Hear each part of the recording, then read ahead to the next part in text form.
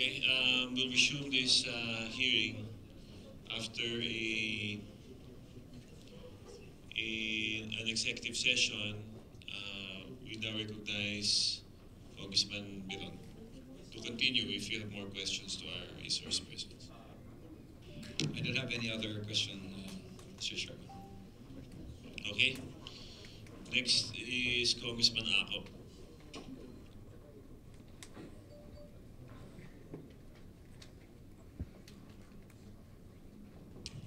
Thank you, Mr. Chair.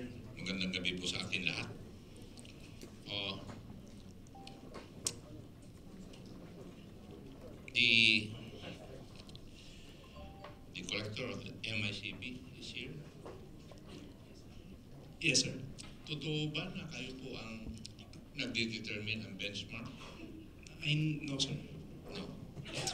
But you can explain to us bakit bumaba po yung benchmark from 80 to 40 or 120 to 60. Could you explain that? Well, Your Honor, first of all, the impression that there's a benchmark because there's a uniform assessment for certain products. The unit in charge of assessing duties and taxes is the formal entry division of the port. This is headed by a division chief and supervised by a deputy collector for assessment. There are about 15 sections, 14, Your Honor, because there is no section 3 that's reserved for supposedly the processing for warehousing. So each section is divided into chapters of the HS code. The benchmarking that is being perceived, of course, is there for certain items, like for example, general merchandise, which is composed of different items. The transaction value that is being presented across all items seems to be taxable only by 40,000 pesos. However, Your Honor, there has been a series of alerts and examinations conducted with these particular items over the past few months, and examinations were conducted. There was even a special inspection team created to address this specific valuation, and yet it's still the same, Your Honor.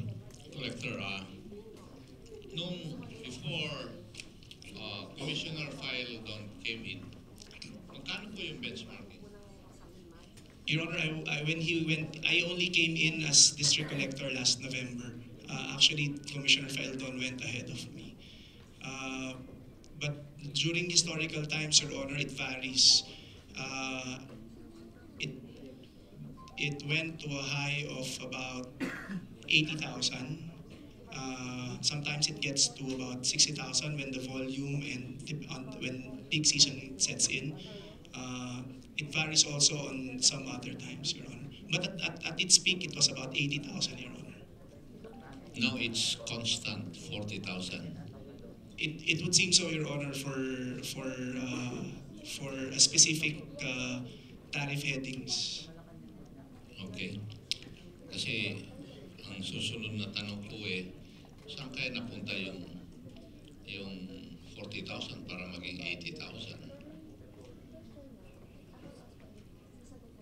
I have no idea, Your Honor. It's the way taxes are computed, and let's leave that issue. Pwede rin palang yung IG.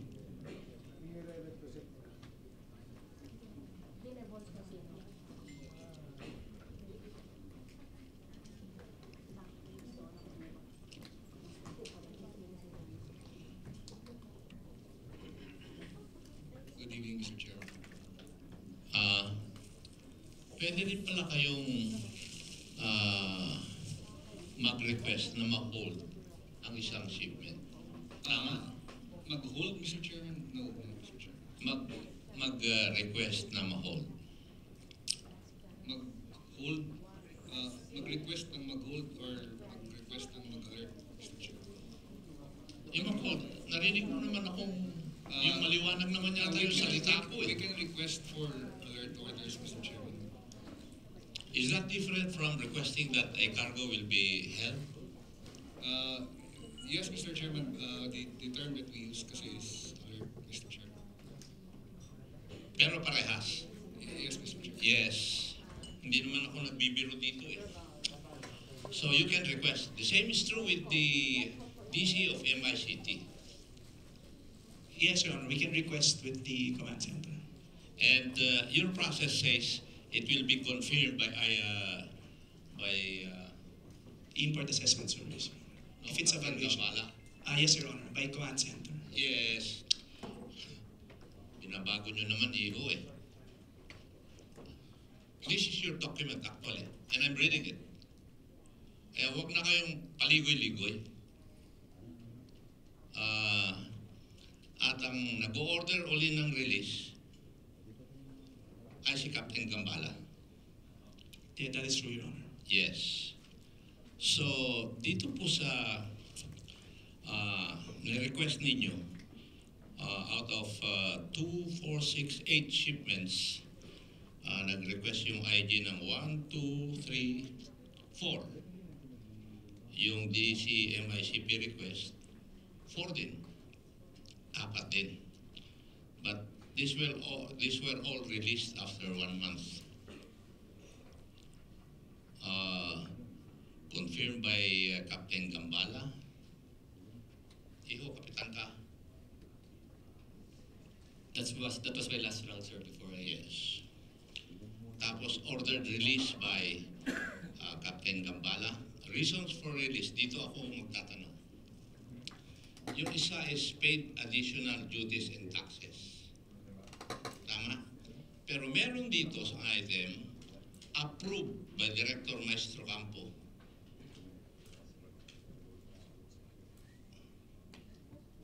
Could you explain this? Yes, sir.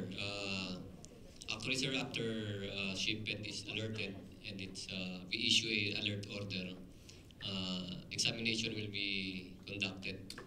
So What kind of examination? It should- X-ray or manual? it should be 100% examination, sir. It should be open, sir.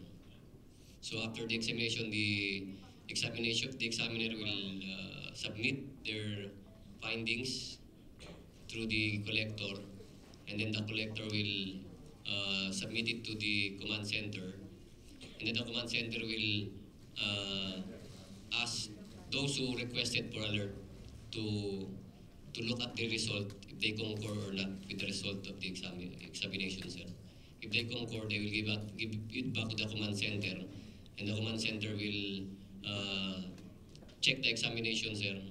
Will also concur, and will give it to the collector, sir, for whatever will be the either it will be released for after paying additional duties, or either it could be seized, or it could. So that's how the process, sir.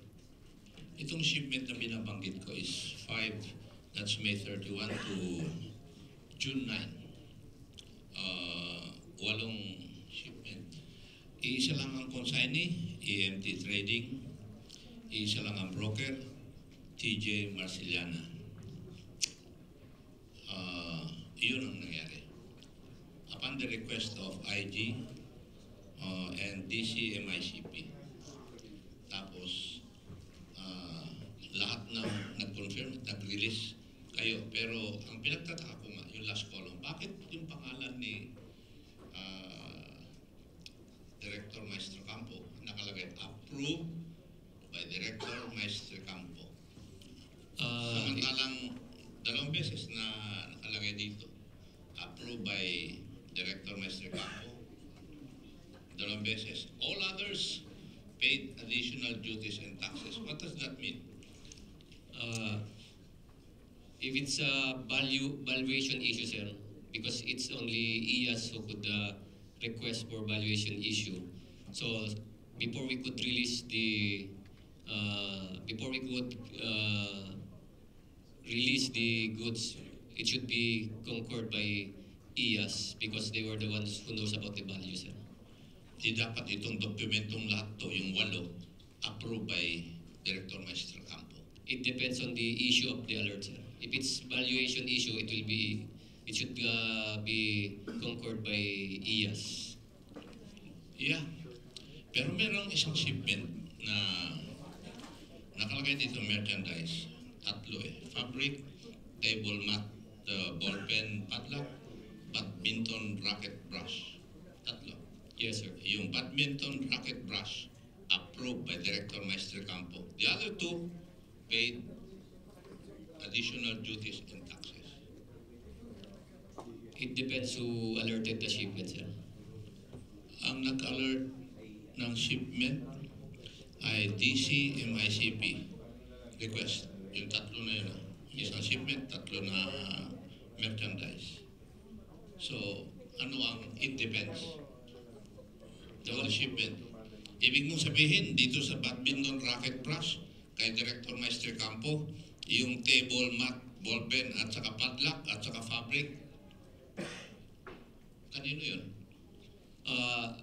I'll look at what happened, sir. But if the issue of the alerting officer was value, we always ask IAS, sir, to check on it, sir.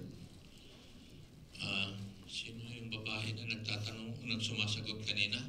Ito ba nandun sa CMTA?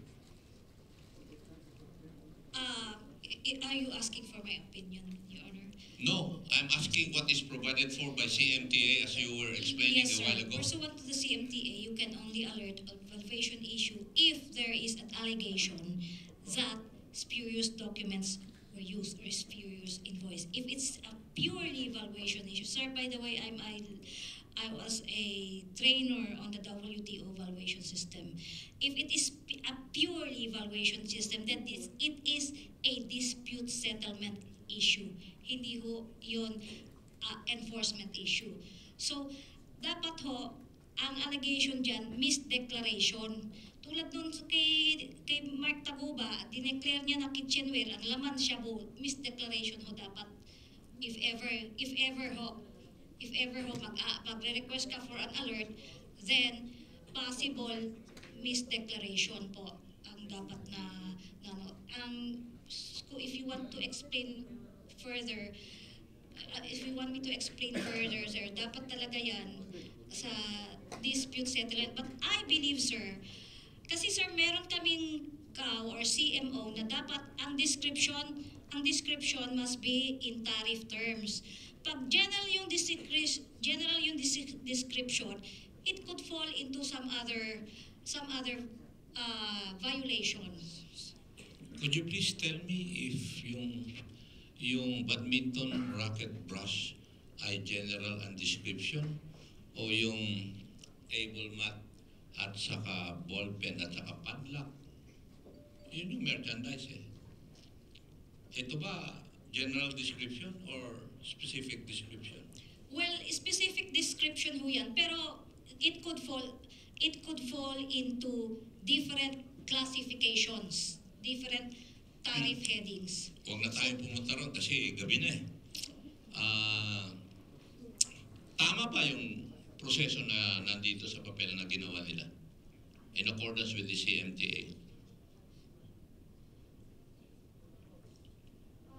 Kasi po sir, yung Hindi, ang CMO... tanong ko lang is, tama ba as far as your knowledge of the CMTA is concerned?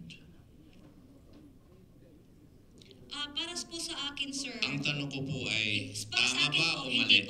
Hindi po. Kasi kung valuation issue lang po yan, mali po yan. Kasi Okay. nga sa CMTA dapat may allegation na spurious yung documents. Narinig ko po yun kanina, kaya nandun yung tanong ko eh, kayo po ang nagsalita kanina sa spurious documents. Ang next na tanong ko, this shipment happened after the May 26 incident. Ang involved doon, yung EMT Trading at saka TJ Marcellana. Pero bakit did you act on EMT Trading and TJ Marcellana after the May 26 incident? Anong actions ang ginawa niyo when you found out that they were involved, in the May 26 incident? Anong ginawa po ninyo? As far as I know, sir, we canceled their accreditation as importer and as broker, sir. Eh bakit meron pa rin silang kwan? Ito nga, 8 transactions, AMT Trading, TJ Marceliana, from May 31 to June 9, 2017. So, what I know is nangyari yan, sir, before sila bago makancel yung kanilang, kaya instead of them continuing with the shipment, sir. Malapit na kitang you're right eh. Yes, sir. Yes. Kasi they were ordered held on 5/31 to 6 to June 9, and they were released 7/13. That's July already. So anong action ang ginawa ninyo? May 26, after May 26, finding out that AMT Trading and TJ Marceliana were involved in the May 26 incident, ano ang ginawa nyo? Didis-accredit nyo? Inasan nyo na accreditation? But could you explain to me bakit nga nakapag-transact pa ng business?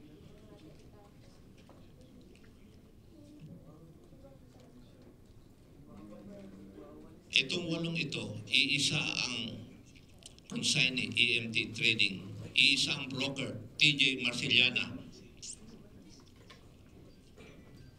Pangalan mo, ang nandito, pangalan ni Director Maestre Campo, 2 ang nandito. Bakit sa inyo ito? Could I ask our collector from MICP to explain, sir? Your Honor, when the accreditation of EMT was actually cut on 30 May 2017. However, prior to that, Your Honor, they were able to lodge several more shipments. Now, to be able to subject those shipments to 100% examination and make sure that no drugs are contained in those shipments, we issued alert orders, Your Honor, for the conduct of 100% examination. Because during that time, Your Honor, that's the only recourse that the Office of the District Collector can do, because the accreditation has not yet been cut and there were lodgements being entered by EMT Trading. Now, the remedy that is available to us, Your Honor, is to subject them to an alert order. Yes, but you said you have stopped their accreditation. When does it take effect? On the date that you gave the order that they are no longer accredited? Kailan? Kasi sa explanation mo, walang period tuloy. It takes effect, Your Honor, supposedly on May 30. But those shipments, Your Honor, I think they were lodged at the E2M system prior to the cutting of the accreditation. Because, Your Honor, if the accreditation has already been cut on May 30, it is impossible for EMT to be able to lodge already any import entry under their accreditation. So these shipments, Your Honor, were lodged could be between the 26th to the 29th when no accreditation has yet been cut.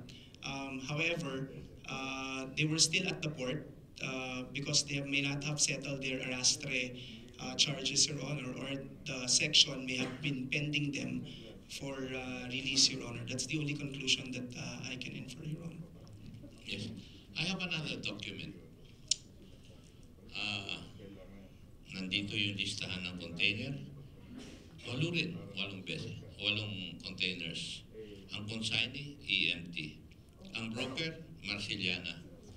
Ang release date, 2 June. 2 June. Or 2 June, 1 June. Diba? And this was through your online release system. Could you please explain to me your online release system? Your Honor, the online release system is the release system of the customs process. Meaning if, let's say your shipment has already gone through the assessment process and there is no issue that was identified, valuation or otherwise, then if it's yellow or red lane, Your Honor, the examiner will trigger the release of the shipment through the online release. That means your customs process will be finished. If it's green, Your Honor, there is no trigger by the examiner. It's usually released as a matter of course because it's self-assessment. So once it's online released, Your Honor, that signals that the customs process is already done. However, Your Honor, it doesn't mean that it has already left the port because after the online system, that only sends a signal to the arrastre operator so that the importer can now settle the arrastre charges and therefore be issued a gate pass for the container to go out of the port, Your Honor. Yeah. Pag online release system, and there's no hold order, there's no x-ray, and there's no examination. Tama? It depends, Your Honor. If online release system and it's green, yes, Your Honor, there is no X-ray and there is no document examination. In fact, Your Honor, it barely is even filed at the port because it's a self-assessed system. But if it's yellow or red, Your Honor, then therefore there should be a document examination and a physical examination. Yes, Mr. Collector, ito sa green lane lahat. Kasi it's noted here, there's no hold order, there's no x-ray, and there's no examination. EMT, TJ Marciliana, napakaluwag nyo rata dun sa customs, dito sa EMT at saka TJ Marciliana. That's the only conclusion that I could get, Mr. Collector. Your Honor, can we get the container number? Because there were several containers that we tried to, even if it's online released already, we tried to avoid having leave the port and are now actually in the container yard of the holding area of ICTSI. So meaning even if they're already online released, Your Honor, they're still being held there for purposes of it might have gone through the green lane. We exerted our best efforts at the port to actually capture them because again there were no alert orders issued at that time or hold orders issued against this particular consignee. That's why, Your Honor, after that, when we were not getting any hold orders, the port took it upon itself to actually request several alert orders be issued against EMT trading, precisely because there were some shipments that are still pending processing prior to the cutting of the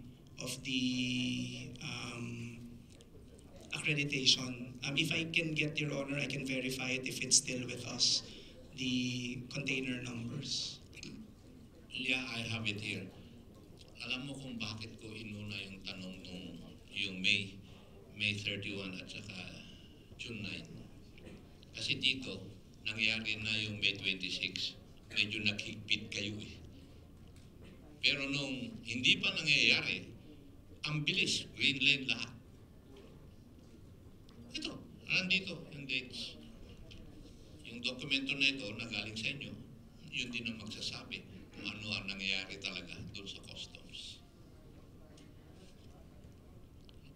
Tumatango yung ibang taga-customs. Tama eh. Thank you, Mr. Chair. Thank you, Congressman Apo. Congressman Barbers. Thank you, Mr. Chairman. Masyado nang maraming natanong, masyado nang maraming information nakuha both in the Committee of Ways and Means tsaka dun sa aking committee. Pero hindi ko pa, I don't want to miss this opportunity to ask questions to Mr. Hilario but babalikan muna kita. Tanong ko lang kay Mark Taguba. In one of those hearings, kung hindi ako nagkakamali, dito rin sa Committee on Ways and Means tsaka dun sa Committee on Dangerous Drugs, may nabanggit kang attorney Bulastig eh. Sino yun? Your Honor, yung Chris Bulastig, sabi po niya is nag-name drop siya na siya po ang kumukolekta para sa Office of the Commissioner. siya ang kumukolekta para sa Office of the Commissioner. Opo. Yun ang representation niya sa'yo. Opo. Kilala mo ba siya? Hindi po. So paano mo, nakausap mo siya? Hindi po. Ang totoo po niyan, sinabi po niya sa tatay ko. Yung tatay ko po, retiro. Pakilakas mo nga, medyo tingin na ako eh. Pakilakas mo lang konti. Siya po ay tumawag sa tatay ko dahil retiro na nga po ang tatay ko. Sinasabi niya na yung kay Mark ilipat na lang sa akin kasi ako nga po, siya nga raw po. So si Bulastig at saka si papa mo magkakilala. Opo. So sinasabi ni Bulastig na siya ay kumukolekta for Commissioner Paeldon, tama? Opo. At sinasabi ni Bulastig sa papa mo na yung grupo mo, ikaw lumipat sa grupo niya. Opo. Anong ibig mo sabihin ng grupo? Anong grupo ka ba? Group A? Group B? Ano ba yun? Ano ba grupo mo? Yun po, yung kay Iyas. Yun po yung Na ang manager ng grupo na yon sino? ang pagkakaalam ko po, yun po yung Tita Nani. So yung tita nani, ibang grupo yon. Iba rin yung grupo ni Bulastig. Opo. Doon sa grupo nyo, yung grupo ni Nani, Tita Nani, Opo. sino yung mga players doon? Sino yung mga consignee for hire doon? Sino yung mga brokers doon? Is that different from the players din ng ibang grupo? Tama ba ako doon? Opo. So doon sa grupo mo, sino yung mga yan? Sino yung mga players muna? Hindi ko po kilala talaga eh, kasi kung sino kami doon. Sino ang mga players ang kakilala mo? Wala po talaga akong kilala doon sa ibang player doon. Sa ibang grupo? Opo. So sa grupo sinasabi mo, grupo ni Bulastig, wala kang kakilala doon? Meron lang po akong naririnig, kung okay lang po. Sige. Itong Kimberly, doon siya sa grupo na yun. Yun po ay Si Kimberly? chismis lang. Opo. Yung Kimberly, ano yan, player? Player po itong Kimberly. Sandali Director Estrella, nasa intelligence ka, di ba?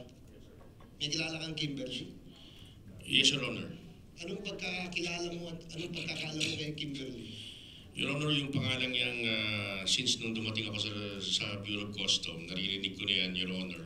At sinasabi nga nila, Your Honor, na broker din, Your Honor. But his name is not in our system, Your Honor. So you'd never heard or never got any information about a certain Kimberly who is also a player inside. Tama ba ako doon? There are some raw information, Your Honor, but not specific. Can you tell us what are these raw information that you're referring to? That this person, Your Honor, has been in customs for a while, and that she is also a broker. But when we check, one time I inquired if this person is in the system, Your Honor. His name is not in the system, Your Honor. Yung Kimberly ba, is that an alias or nickname or ano ba yun? Ano ba totoong pangalan niya? Actually, Your Honor, I do not have certainty of the real name of the person, Your Honor. Attorney Anderson kanina said that her name is Julie Gamboa. So, Julie Gamboa, you don't know that, Director Estrella? No, Your Honor. So, mas alam pa ni Attorney Anderson na si Kimberly ay si Julie. Sino bang dapat nasa intel sa inyong dalawa ni Attorney Anderson? You mean you're telling us that you don't know Kimberly, yung real name niya? No, Your Honor. Okay, sige. Balik ako sa iyo, Mark. No? Yung grupo mong sinasabi mo na kay Tita Nani, no? Na nagbigay ka nga ng mga listahan kung magkano binibigay nyo, di ba? Doon sa bawat departamento yun eh. May alam ka ba na kung magkano rin ang binibigay ng grupo ni Bulastig? Because naniniwala ka na nagbibigay din si Bulastig. Naniniwala po ako. Okay. So sa tingin mo, magkano kaya binibigay ni Bulastig? Parehas ba nung binibigay mo? Mas malaki sa binibigay mo? O mas mababa sa binibigay mo? Hindi ko po alam, Your Honor. Wala kang idea. Pero meron po akong, imposible pong hindi nila alam si Kimberly kasi meron po akong listahan kay Kimberly. Sa isang linggo Meron ka picture ni Kimberly? Pwedeng May makita listahan po ako. sa isang linggo. Ano yan? Nakaka 250 siya sa isang linggo na container. 250 containers. Eh, ikaw sa isang linggo, ilan? Mga 100 po. Oh, Mr. Chairman, mas malaki yung Kimberly kaysa sa na pinoprocess niya ni Mark Taguba na container. 100 lang yung kay Mark Taguba, yung kay Kimberly, 250 containers. So, medyo, alam mo ba kung ano yung mga consignees na ginagamit na? Dito po. Ano dyan? Pwede bang makita? Para for the record, I'd like to state this for the record, Mr. Chair, so that Baka the Bureau pwedeng of Customs, pabasa natin into the record. yes, will be, pakibasa mo nga, so that the Customs will be made aware that a certain Kimberly is using all these, ano yan, consignees for hire din? Yes. O, pakibanggit mo nga yung mga consignees for hire. Consignees, Abundance Yield Trading Corporation, Fiberboard, Laminates. Hold on. Abundance Yield Trading Corporation, 62 containers Sandali MIC. Collector Maranilla, dumaan ba sa iyo yung abundance? Are you familiar with that consignee? I'll have to check, Your Honor, but it sounds, Familiar. it rings a sound. Okay. Sige, ano ba? Fiberboard, Laminates, and Herco Trading Inc. Ayan. 91 containers. Okay, 91 containers. 91. Okay, is that familiar to Attorney Maranilla? Abundance Yield, Your Honor, but the other one not so much. Sige, para lang we will state this for the record kasi mukhang nakatutok lang tayo dun kay Mr. Taguba tsaka dun kay EMT eh. Pero beyond EMT and Mr. Taguba, mayroon pang mas malalaki na nakikita natin ngayon nga. It's a revelation again. So, ano pa iba, Mark? Paragon Hemisphere International Trading Corp. 1 container. Okay. Premier Oak Lumber and Wood Products. 20 container. Spectrum Highlands Marketing Corp. 14 containers. Abundance Yield. Inulit lang po ulit. 58 containers. Agrigold Trading Corporation 36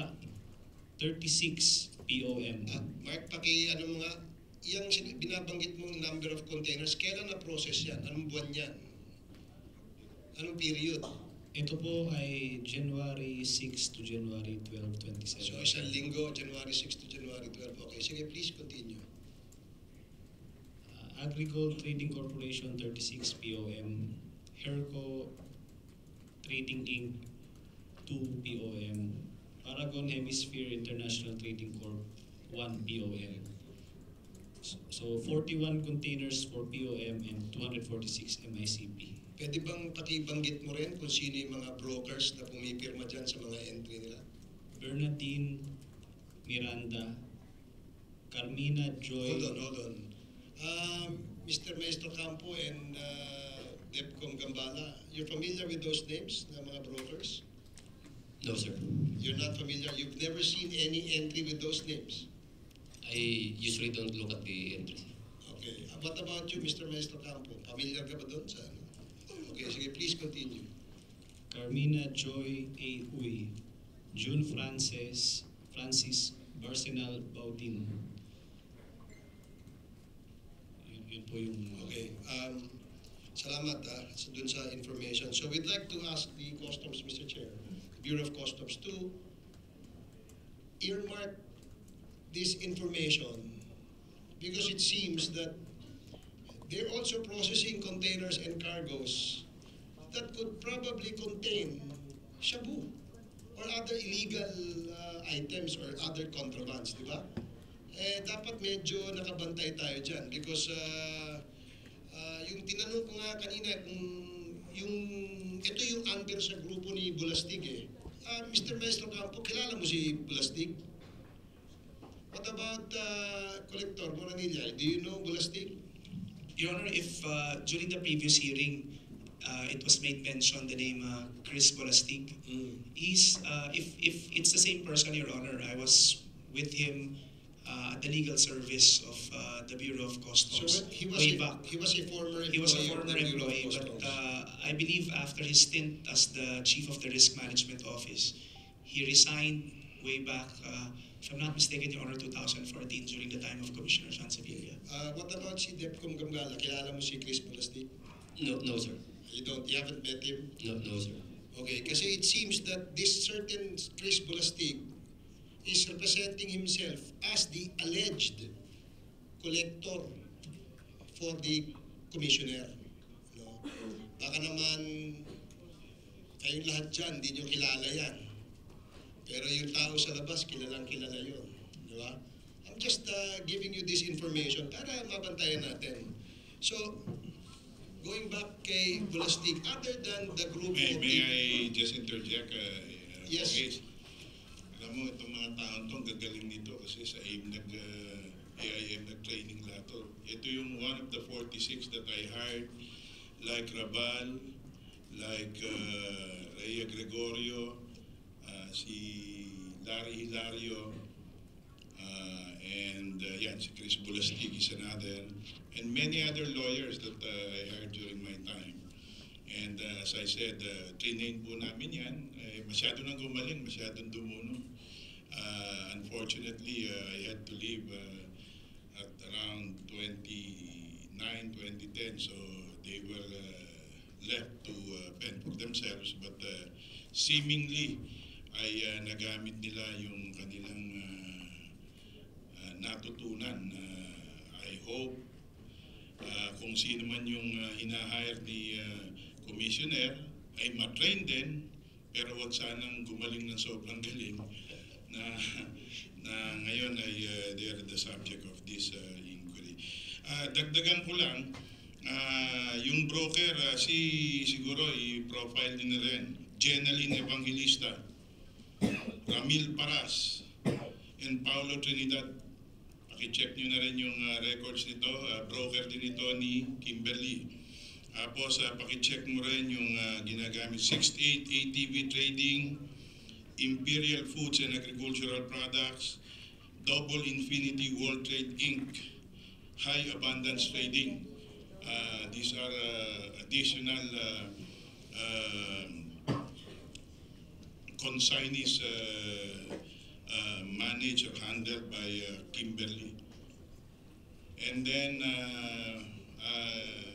with your indulgence, pwede mong matanong ko lang uli nandiyan pa ba itong si Lorna?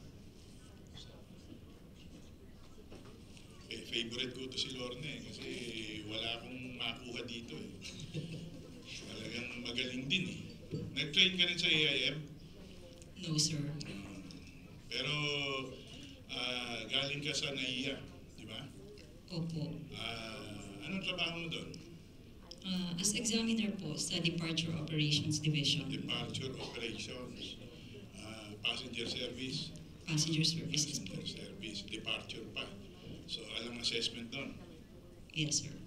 And siguro nakapagtrabaho ka rin somehow sa assessment or assessment sa MICP. Yes, sir. And how long was that?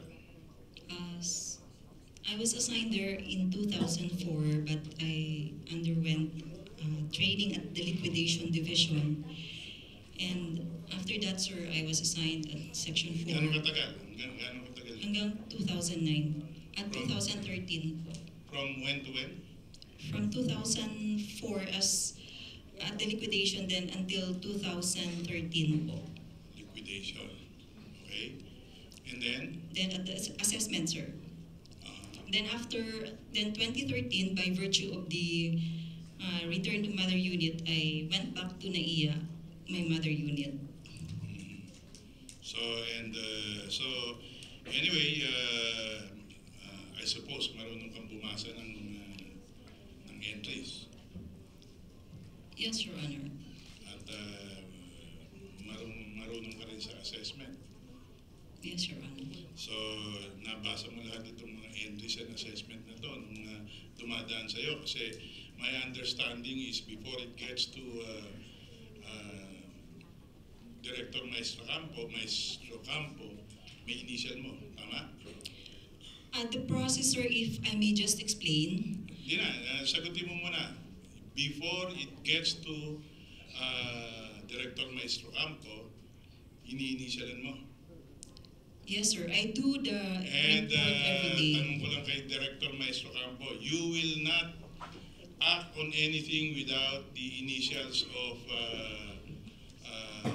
Lorna. Yes, Your Honor. Napakagaling naman ito. Ikaw lang ang umi-initial doon, wala na iba? Yes, Your Honor. It's assigned to me, Your Honor. Sino pang ina-assign doon other than you? Since I am the monitoring ACM, the acting chief, and my role there is clearly defined by Director Maestro Campo to monitor those entries with the IAS recommended value. And the IAS recommended value is also forwarded to me from VCD, approved by Director Maestro Campo. He will issue a memorandum instructing me to monitor those. So ikaw lang yun. In other words, no other person can perform that function but We have staff, Your Honor. Hindi, yung nag-i-initial. Yes, Your Honor. And nothing gets out of your of the office of Director Maestro Campo without your initial. Because it is my report, Your Honor. Anyway, having said that, dahil marunong kang bumasa, marunong ka rin, nakikita mo rin pag dumaan sa'yo yung mga riders. Yes, Your Honor. And pag nakita mong rider, for example, so in other words, kanya mapupunta yan sa isang section, pag may siningit na rider at bumagsak yun dun sa section, kanya section 15, kanya magi-green lane. Tama? We don't have control over the green lane, Your Honor. Oo nga, pero ibig sabihin na so kahit value lang kayo dahil customs ang sineservisyohan nyo, you can very well convey this information to whoever issues the alert. Kasi usa naman yan sa totoo lang. Silipan nga niya, kanya nga nag-aaway yung AOCG at saka yung Intelligence and Enforcement Group kasi yung Intelligence and Enforcement nakikialam sa value and yung AOCG naman nakikialam naman sa enforcement concerns, no? Kanya magulo yan, kanya anyway may COMSEN eh. And all of this go to COMSEN and therefore dahil marunong kang bumasa, alam mo rin yung talon. Your Honor, whatever RIVs that are available, yun lang po ang tinitingnan namin, ine-extract namin from the SMS. And yung SAD naman po, print namin. And I've been discussing this with Director Maestro Campo, but he told me na hintayin muna natin yung dashboard. That is the data warehouse analytics, which is supposed to be given by or turned over by the MISTG. When I arrived last February, Your Honor, ang sabi po, darating na ng March. So since wala pa po si data analytics, ang ginagawa po is nagko-compute po ng IRV. Yung IRV po, it goes through IAS process. IAS recommended value. Nanggagaling po yun sa office ng director, Your Honor. And ito po, may formula po yung IRV. Before po it becomes an IRV, it goes through a process. So itong proseso pong ito,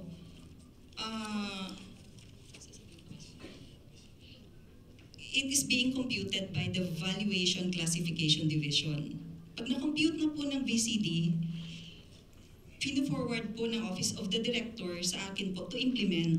So kung ano po yung mga Sino IRV... po ang director doon? Si Director Maestro Campo po. Sa VCD? Hindi, sir.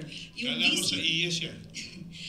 VCD is one of the divisions of IAS, sir. Kaya nga, sabi mo kasi director ng VCD. So, sino ang division head ng VCD? Ang OIC po ngayon is si Miss Christine Mendoza, sir. Mendoza.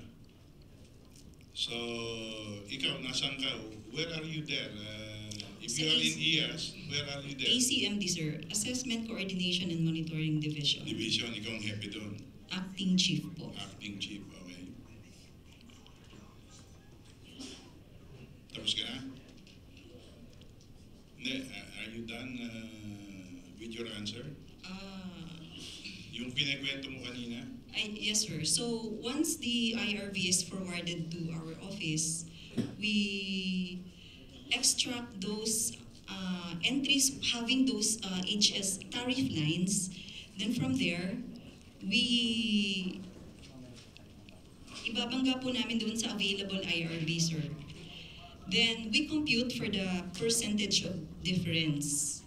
Like for example, yung value ng IAS is 0.50. Tapos halimbawa, sir, yung nandoon sa entry na may nandoon sa na-extract namin na entry is 0.35. So meron po silang percentage of difference. So, anong system ang ginagamit nyo? Di ba meron kayong BRIS, electronic, EP, ano yun? Yes, sir. Actually, sir, yung sinasabi kong IRV na nag-undergo po yan ng process, we derive it from the historical data. Based din po doon sa mga mga entries din po na capture po sa SMS. So, wala nang ngayon, yung BRIS or electronic BRIS, wala na yun. RIB na yan, yun ba yun? Yes, sir. Actually, sir, Paano ba yun? BRIS nyo? Value Reference Information System. That's what the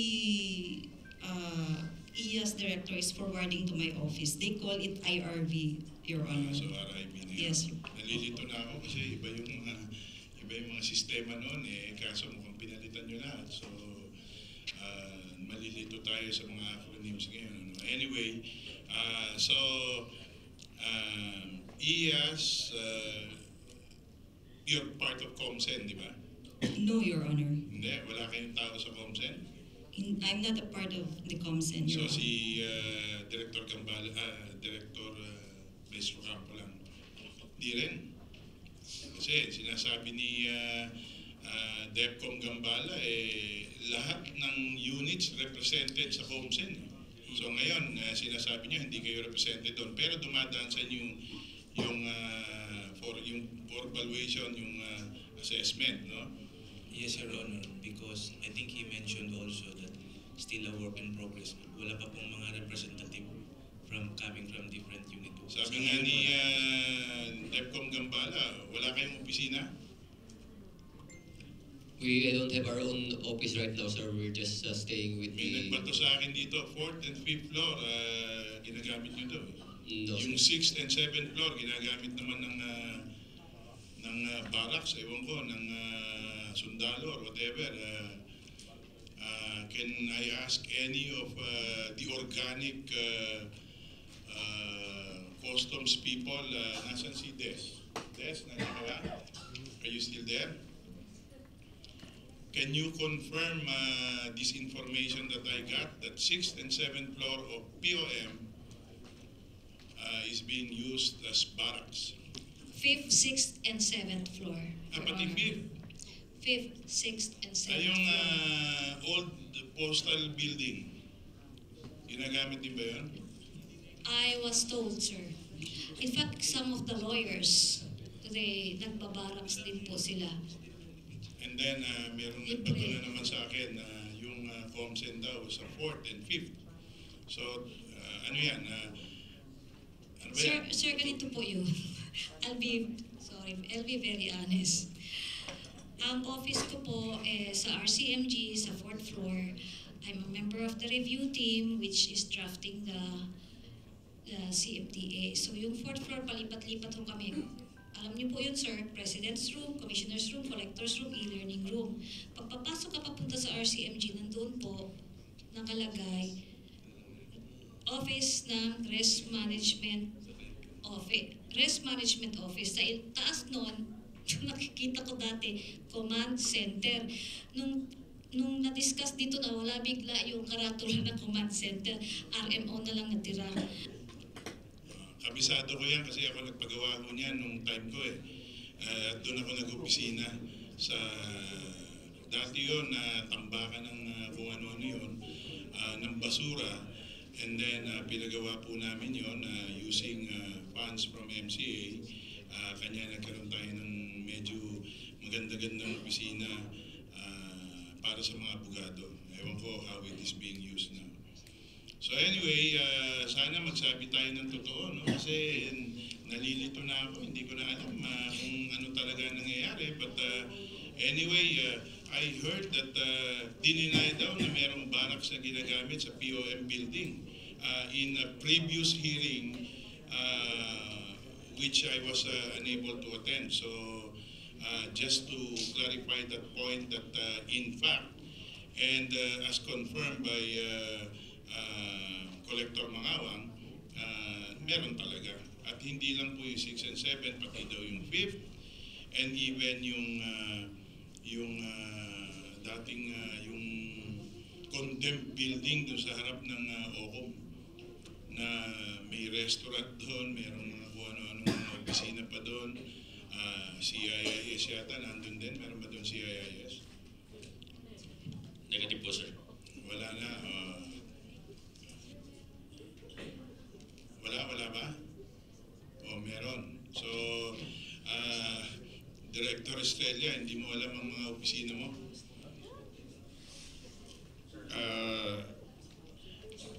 Na-confuse lang po ako, sir.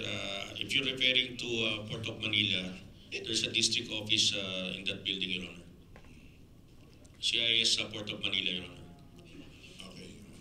So anyway, para lang, because what we're trying to elicit here and establish here are facts, no? And dun lang naman ako sa facts.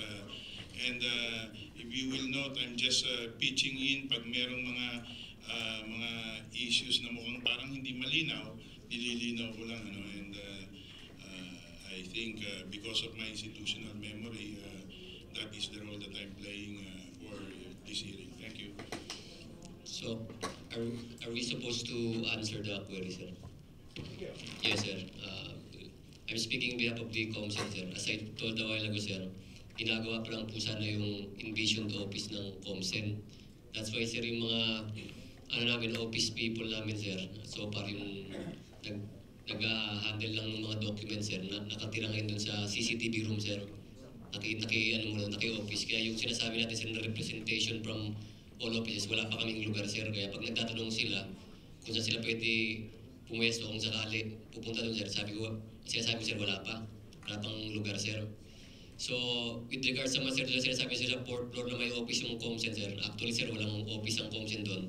Nagkataon doon, sir, doon naka-office si Atty. Hilario doon sa RMO, sir. Kaya nilagyan niya rin ng COMSEN kasi siya nga, sir, yung legal counsel ng sir ng COMSEN, sir. But in fact, as you admitted, he is your deputy in COMSEN, di ba? Yes, sir. So, basically, sir, hindi naman deputy, but second sa akin, sir, kasi ako lang. Second in command? Yes, sir, kasi kami dalawa lang yung next ko, sir, siya yung pwedeng pumirma in behalf of me, sir. So, basically, sir, wala pa talagang office yung command center na gusto natin gawin, sir. Nakatira lang, naki-squatter muna dun sa may, sir, dun sa may CCTV room, sir. Pero dati-dati, yung alam mo, hindi naman nawawala yung COMSEN, meron din kami nun eh.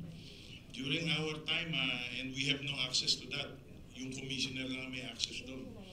Meron kaming data monitoring unit.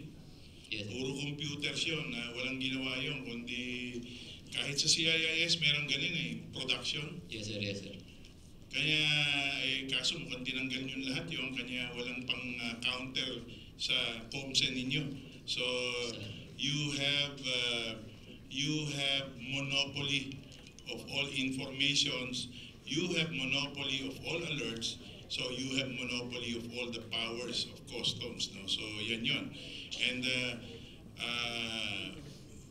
although sinasabi ni Commissioner Paildo na hindi niya hawak si Rabal, hindi niya hawak si Nepomuceno, anong ibig sabihin po yun kung wala pong sumusunod sa kanila at wala rin silang alert power. Kanya, the concentration of power really is in the OCOM, and this is being performed by COMSEN. Yun yung malinaw na lumalabas dito.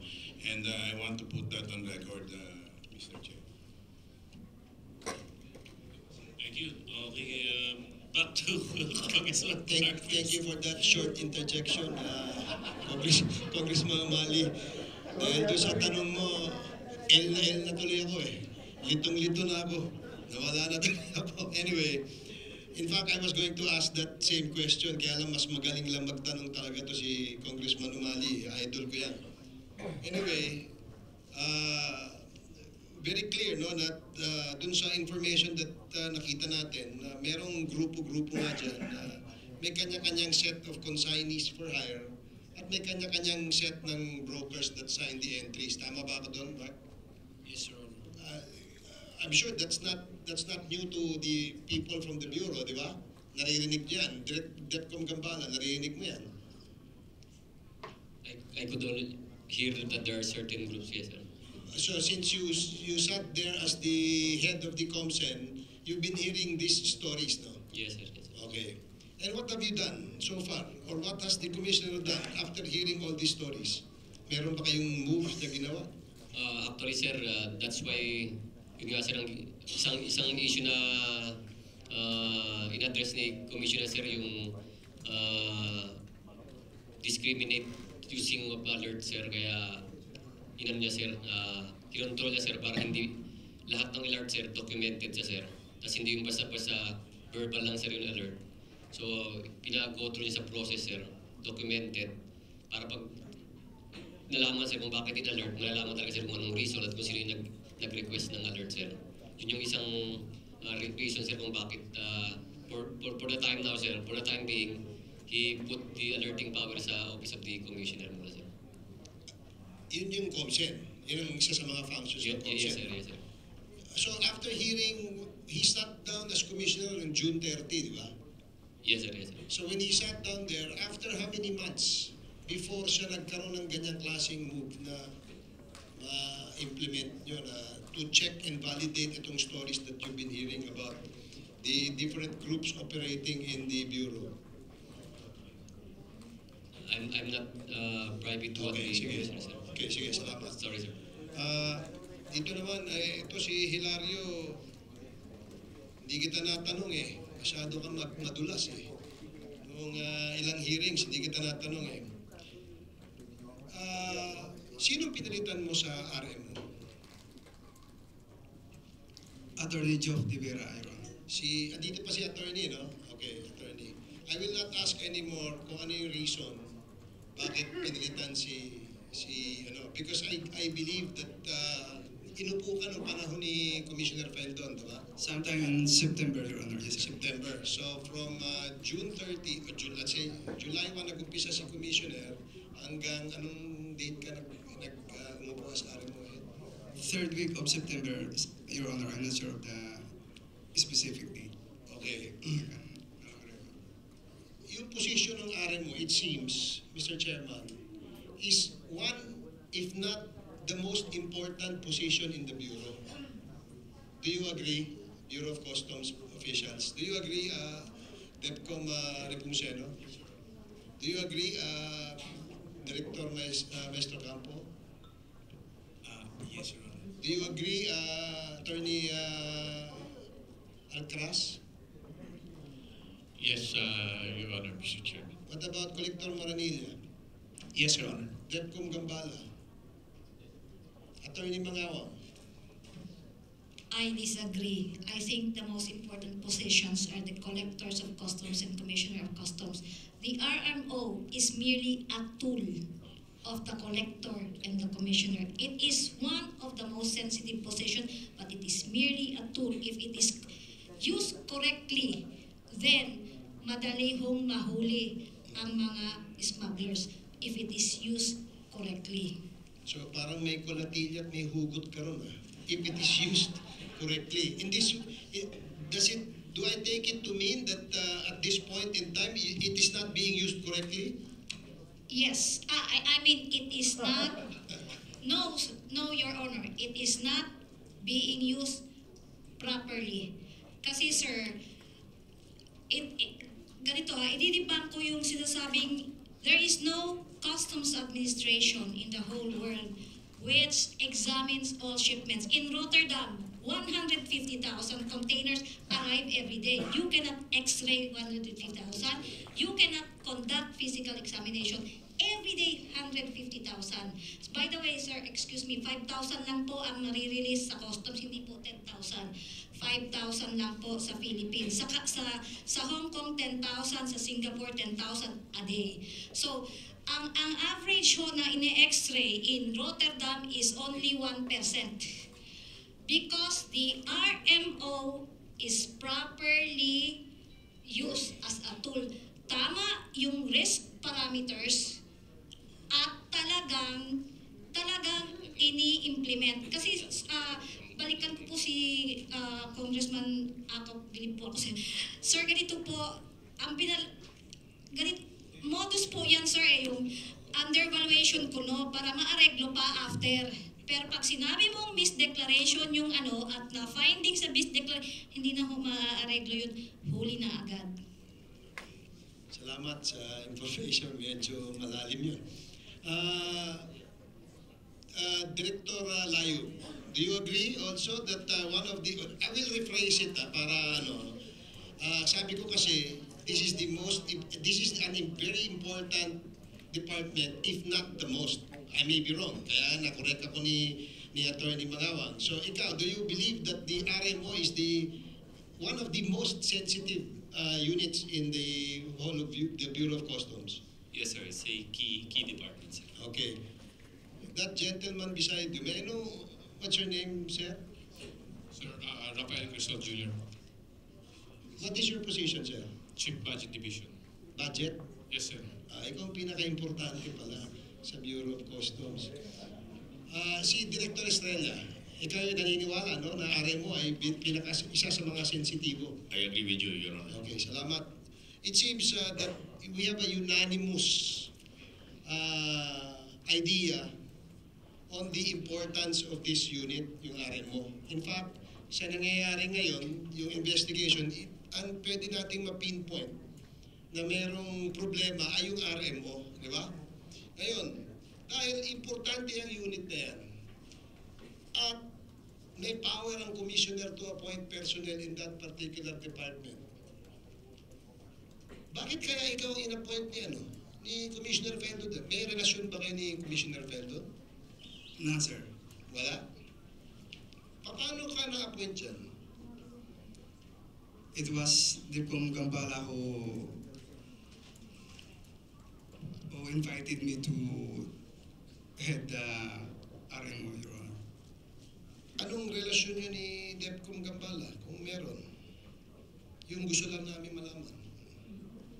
Professionally, we are both workers in the government, Your Honor. So, are you telling me na itong sensitive na position na ito nakuha mo because of the recommendation of Depcom Gambala? Yes, Your Honor. Wala nang ibang nagrekomenda? None, Your Honor. Sigurado ka? Let me remind you, you are under oath. Yes, Your Honor. You can ask the Deputy Commissioner, Your Honor. Okay. Kasi, alam mo, pwede naming tanggalin yung iyong immunity, Attorney Hilario. With all this hype of your quote-unquote information. Sorry, Congressman Marquez, for your indulgence, wala tayong immunity binigay kay Attorney Hilario. What we gave him is protective custody. Okay. To protect his life from danger. That's better, Mr. Chairman. Salamat po for the information. So may protective custody ka pala rito at wala kang immunity. May I ask, Mr. Chairman, if he has already taken his oath? I believe he has, no? So, alam mo naman yun, Attorney? Yes, sir. So, ang ibig mong sabihin,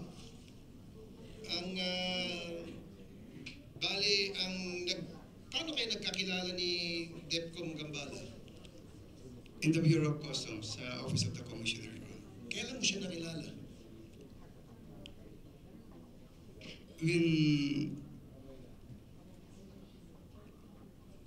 During around July and August, Your Honor. July, August. So in that short period of time, yung nirekomenda ka kagad ni DepCom Gambala dyan sa position of trust and confidence by the Commissioner. Tama ba ako doon? Yes. So you must be a very special friend of DepCom Gambala. Magkaibigan ba kayo, DepCom? I just met him at the Bureau of Customs when I reported it. When did you meet him? Maybe around July, sir, or August or something like that. Halos magkatulog Yes. ba kayo, July and August. So, but you know him. Only at the Bureau of On Customs. his professional, kilala mo siya na siya ay taong pwedeng asahan doon sa RMO. Could I explain how I met him, sir? Sige, please. Yes, sir. Because when the commissioner asked me to report immediately at the Bureau of Customs, and one of his projects is to create a command center, sir, an operation center, and I asked him, I don't know anyone here in the Bureau of Customs. Sino po pwede kong maging kasama? Kasi wala po akong kakilala dito sa Bureau. And Attorney Larry was, I think he's the head of the operations of the Office of the Commissioner. So, and what I know is he's in charge of documentation or anything. So, they told me to, since it's an operation center, they will just let go of Attorney Larry to help me in the operations of the com center. Because since I talked to him and kinausap ko talaga sir na attorney, ito yung aking advocacy rito sa bureau kung bakit ako nandito. I don't care about your past, hindi kita kilala. Pero what I'm concerned is what you want to help. Ngayon, sabi niya sir, he told me he knows about operations, he is a lawyer. So sabi ko, sige makakatulong ka sa akin dito sa command center kasi I'm starting from zero, so I need this help. So that's yung aming pagkakakilala, sir. So when the commissioner, and since the commissioner was planning to replace the RMO, when he asked me, of course, he's the only one I know, sir. So ang masabi ko, sir, Kaya mo siya nirekomenda. si Attorney Hilario lang pwede ko i-recommenda, sir. Wala na akong ibang Pero kilala. dahil siya lang ang kilala mo sa customs, nagtiwala ka na sa kanya agad? Because I hold on to his word that he said he is a person of integrity, sir. Okay. Well, other than DepCom Gambala, meron ka pa bang ibang backer na nagpakilala, nag-abogado, nag-recommenda kay Commissioner? None, sir. Sigurado ka? Yes, Your Do you Honor. know certain Attorney Chris Bolastig? He was a former employee of the Bureau of Customs, Your How Honor. well do you know him? He left, Hindi. How well did you know him? Paano mo siya nakilala? Sa opisina lang. he was with the legal service before and he was, Kaya nga, you only met him when you were at the customs already. Yes. Hindi mo siya kababayan. No, sir. Hindi mo siya kababata. No, sir. Hindi mo siya kapitbahay. No, sir. Sigurado ka, ha? Yes. Hindi mo siya kaklase. No, sir. So, doon mo lang siya nakilala sa Bureau of Customs. Sa Bureau of Customs, Your Honor. Okay. Mr. Chairman, mahiwaga kasi itong Mr. Bolastig eh. In fact, I've received a lot of information about this person's participation, although it is not validated. That's why, if I remember it right, we've asked the committee secretary to invite Attorney Bolastig for this hearing. I don't know if we've sent out invitations to him. We have indeed attempted to send out an invitation. What happened ba? He refused ba no?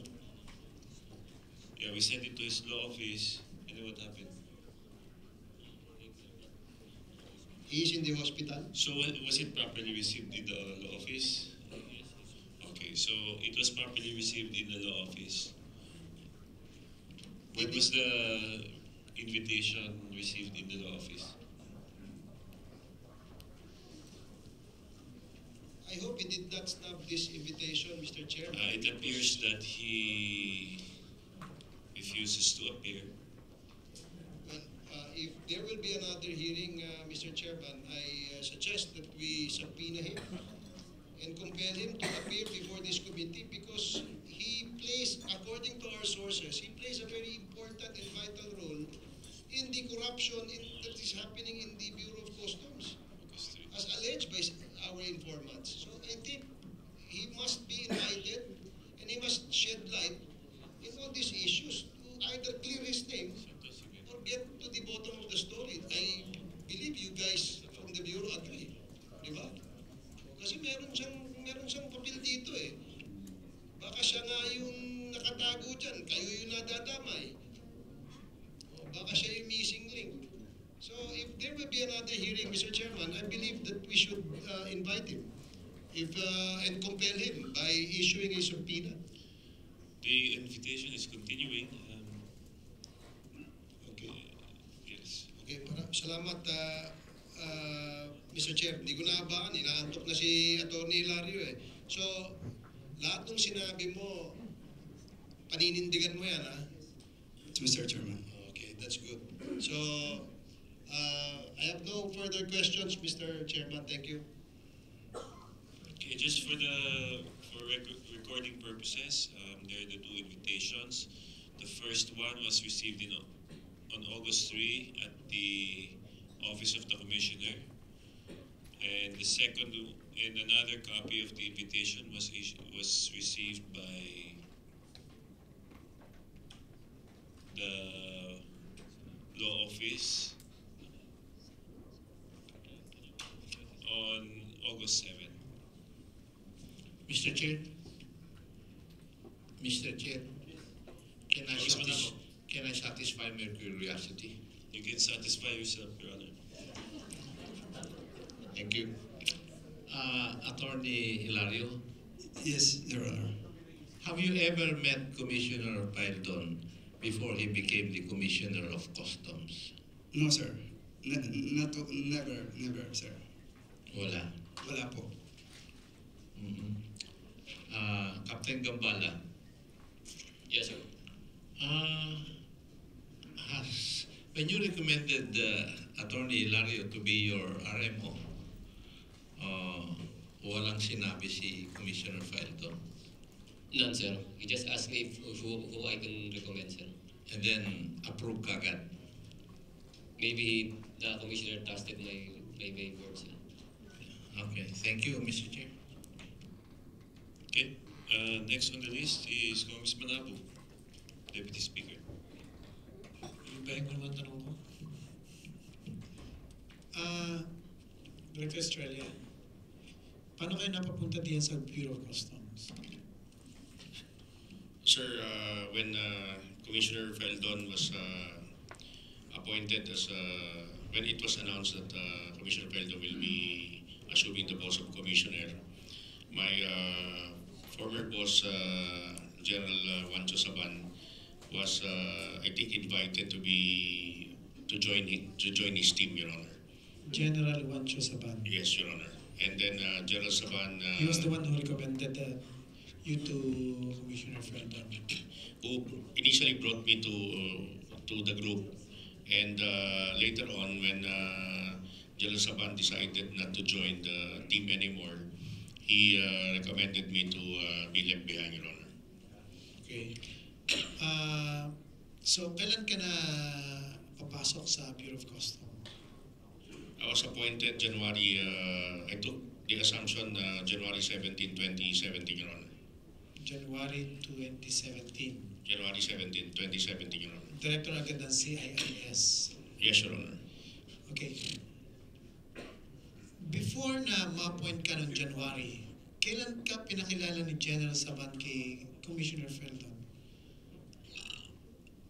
On the First meeting ninyo nung first meeting ninyo, even hindi pa siya commissioner, Sir, we know each other in the Marine Corps, Your Honor. in the Marine Corps. But we seldom see each Prepare other. ka ba? No, Your Honor. Okay. Nakasama mo siya sa Marine noon. Yes, Your Honor, but it was, I think, very rare that we saw each other until they left the service, Your Honor. So, kailan ka naman niya kailan ka dinala ni General Saban kay Commissioner Feldon o siya nakaupo na? During the first few days that they were trying to come up with the team, Your Honor. So, July yon. Yes, Your Honor. Okay, from July to December, wala ka pa doon. Pero malimit ka na napunta sa opisina ng Commissioner? No, Your Honor, I was there already on July as a JO. But he made mention that he might recommend me to be the So CIS from director. July to December, I was already there, Your Honor. okay, job order. Yes, Your Honor. Then you was appointed only last January. Yes, Ano ang tayo mo? Saan ka naka-detail nung ikaw ay during the month of July to December? I was detailed with the Office of the Commissioner. Anong scope ng work mo? Initially, Your Honor, I was asked to sign as a security officer, Your Honor. Ano yung mismong tinatrabaho mo sa kanya? Initially, Your Honor, I was advising some of the security matters for the Commissioner, Your Honor. Security matters. How about dun sa mga in and outs or dun sa intelligence or investigation aspect diyan sa customs? I tried to be like an OJT, Your Honor, dun sa CIS para Kailan ka nagsimula mag-OJT sa CIIS? Around August, Your Honor. August. So, a month after. That's correct, Your Honor. Okay, a month after, nandun ka na. Sino nakaupo nun sa CIIS? There's just an OIC, Your Honor. Who? OIC Arnett Mangkikis, Your Honor. Okay. Sino na nakaupo noon na IG?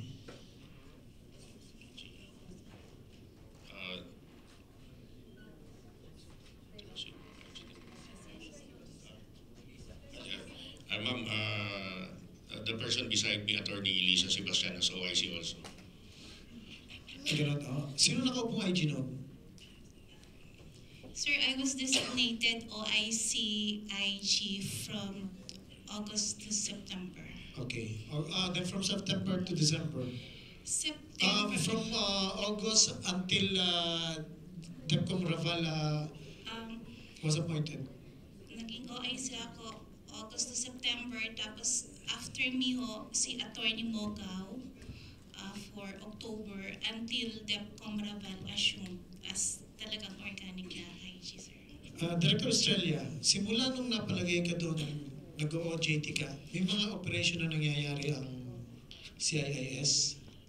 Yes, Your Honor. Ano mga klaseng operations? Your Honor, I remember the first operation that we got involved with is we got an information of a drug shipment about to arrive in Cagayan, Your Honor. That was when? That was in July, Your Honor. July 2016? Yes, Your Honor. Akala ko nagsimula ka ng August sa CIIS.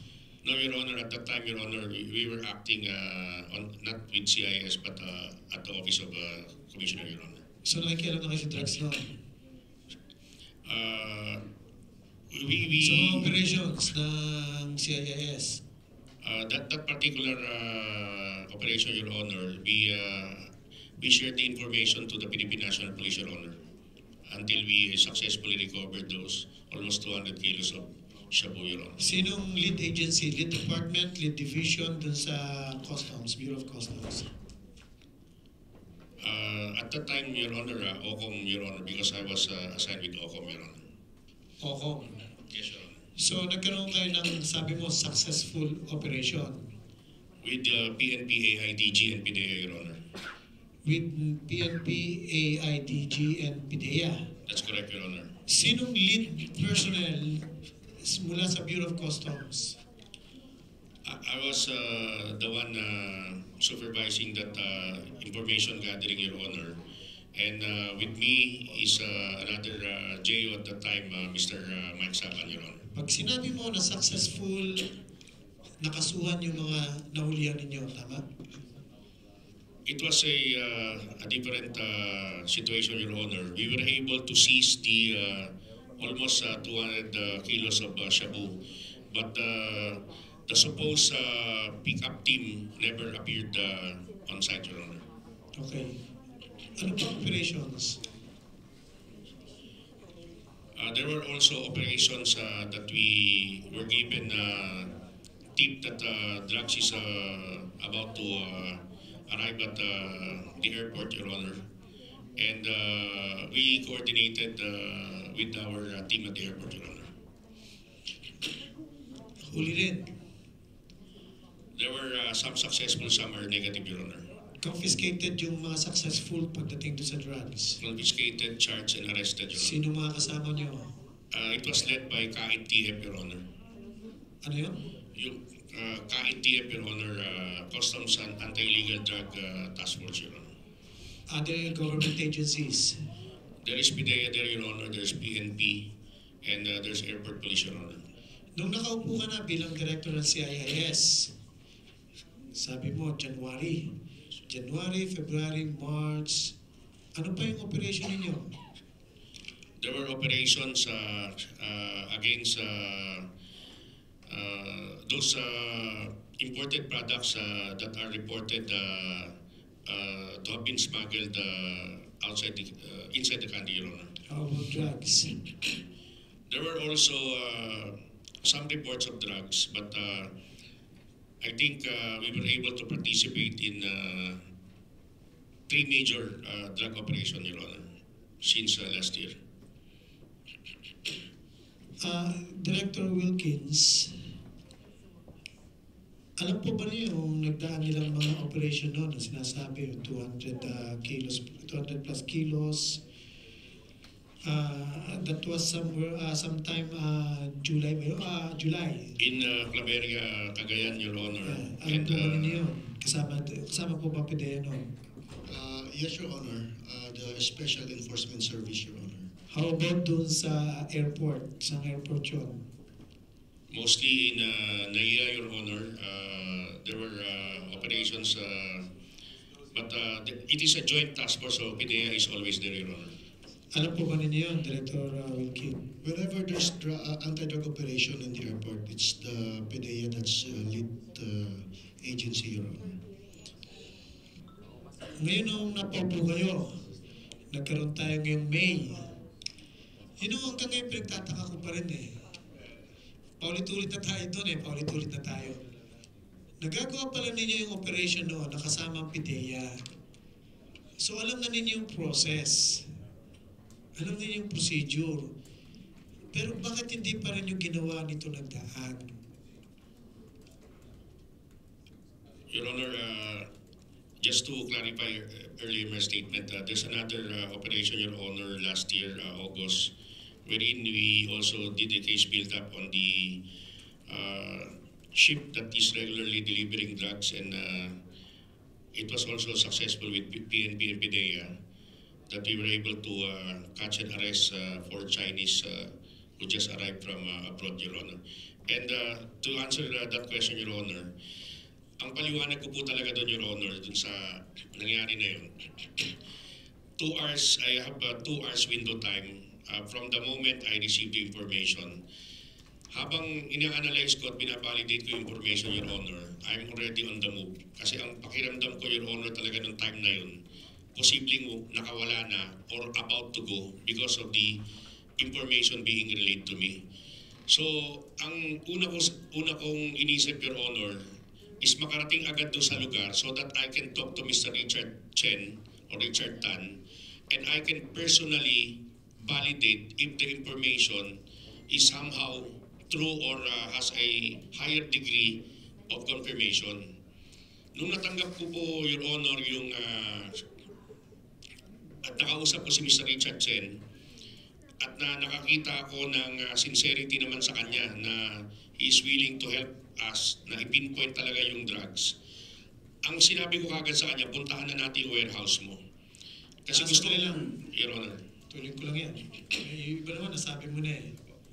Pinagtataka ko pa rin. At hindi ako naniniwala sa iyo na in 2 hours, yung window time na binibigay mo, baka makawala o hindi.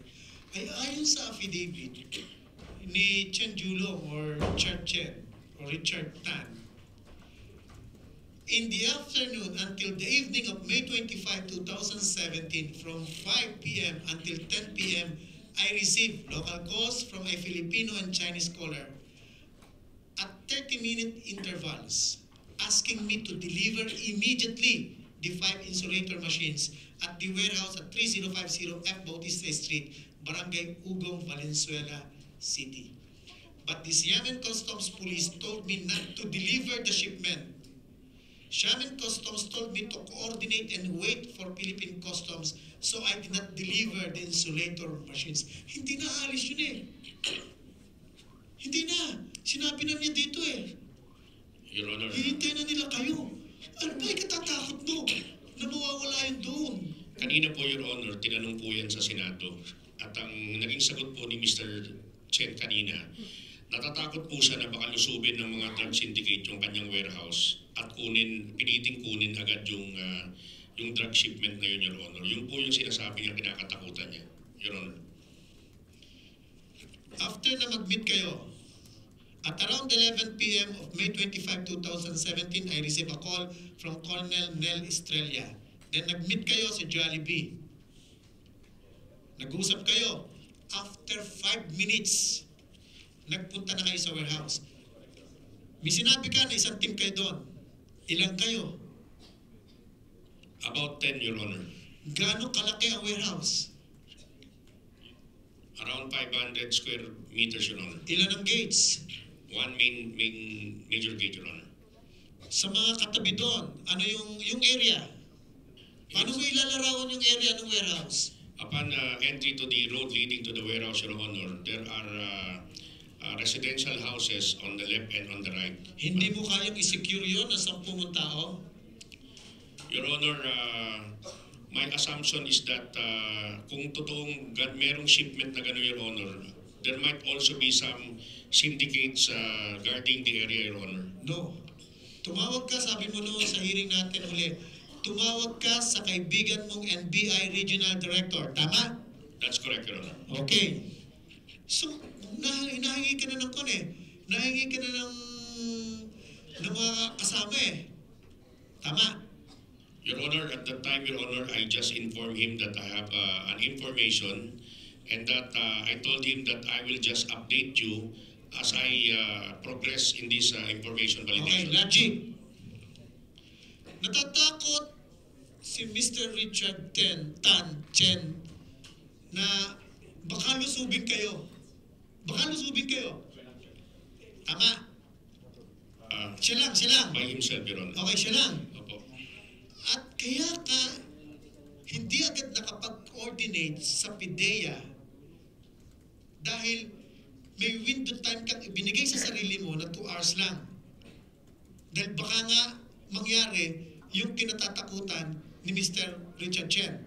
Tama? That's correct, Your Honor. Okay. Kung natatakot si Mr. Richard Chen at natatakot ka rin na kailangan mapuntahan na ninyo agad doon, bakit hindi kayo natakot na pumasok sa loob ng warehouse na pag kayo sinugot ay makukulong kayo doon? Your Honor, that is a consideration. Actually, Your Honor, when we entered, I actually joined Mr. Chen inside the van because iniisip ko, Your Honor, kung sakaling set up yun, Your Honor, I'm with him inside the van. So pagpasok namin sa warehouse niya, Your Honor, ang binigay ko kagad instruction is to secure the gate and make sure na walang mga sasakyan na makakalapit dun sa amin, Your Honor, while we are confirming the shipment, Your Honor. Very good. Very good, ano? Then ang dinala ninyo, sniffing dogs. Your Honor, we are armed when we arrive at the warehouse. Saka may sniffing dogs kayo para matiyak ninyo na mayroong shabu yun. Not yet, Your Honor. Not yet. Yes. Pero hindi ninyo binuksan hanggat hindi naamoy ng aso. Your Honor, we open it with the permission of Mr. Chen for me to validate if there's really drugs inside that cylinder, Your Honor. Number 24. In the early morning of May 26, 2017, drug sniffing dogs came to the warehouse. Then 25, ito yung sequences, 25. Not long thereafter, a metal grinding cutting machine was brought by Philippine Customs to open the insulator machines. Dito, una yung sniffing dogs. Bago binuksan yun, sinasabi mo ngayon, nauna yung pagbubukas bago dumating yung aso. Yes, Your Honor, because... Pwede bang makakausap yung aso at na matanong kung anong tama? Your Honor, that's the truth, Your Honor.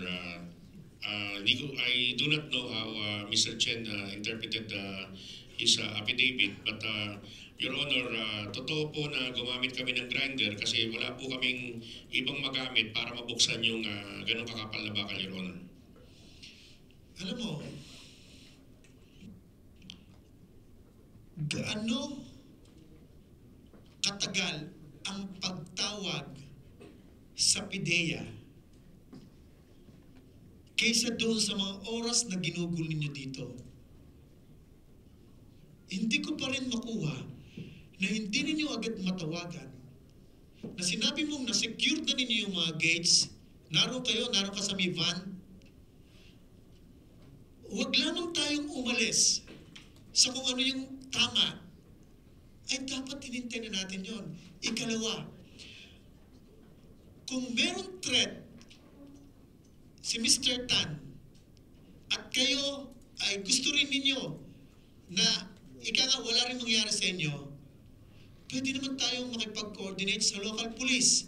Pero kahit na hindi lang sila pumasok, ma-secured lang kayo doon. Magawa lamang ninyo yung tamang operation. Bakit hindi ninyo naisip yun? Your Honor, my appreciation to the situation at that very moment is somehow complex. As an intelligence officer, Your Honor, with that kind of very sensitive information and with that magnitude of load of said illegal drugs, Your Honor, I decided to compartmentalize that information, Your Honor. Even the PIDEA? Compartmentalize mo? No, Your Honor. The initial compartmentalization, Your Honor, was due to the fact that I can, at that point, Your Honor, hindi ko pa po validate, Your Honor, yung information. That's why when we requested Mr. Chen to sign a letter allowing us to go inside this warehouse, Your Honor, ay naging kampante po ako, Your Honor, that whatever nung magagawa namin doon, Your Honor, meron po siyang implied consent doon sa aming mga gagawin, Your Honor. Ganyan tayo na ganyan. Ngayon, you're not a lawyer. Okay. No, Your Honor. Nakipag-coordinate ka sa legal officer ninyo tungkol diyan. Noong oras na nakausap ka ni Mr. Richard Tan at pupunta ka doon, tumawag ka ba sa legal officer nyo? No, Your Honor. Mag-uumaga na yun, Your Honor. I still do not want to wake up somebody without a validated information, Your Honor. Hindi mo, because ko na nga nagsabi napakabigat ng operasyon ito, napakasela ng operasyon na ito, hindi mo gigisingin yung mga taong naroon sa opisina? Ay, sana naman yun. Sir, ako nga, kahit driver ko pag ako'y lalaya sa asawa ko, ginigising ko.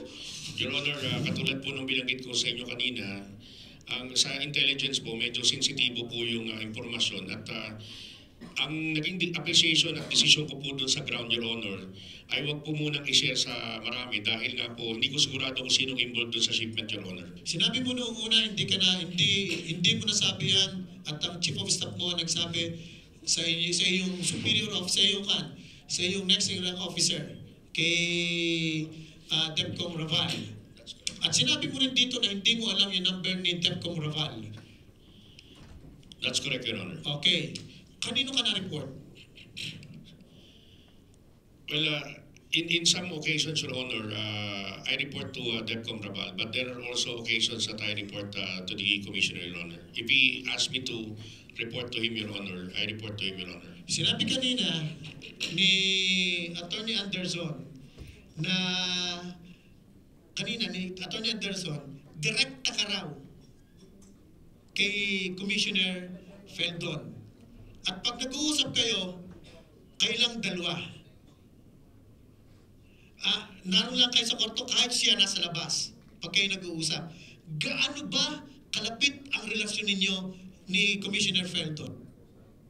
Your Honor, to my appreciation only at the professional level, Your Honor. Professional level? Yes, Your Honor. Even at the expense na sirain ninyo yung chain of command?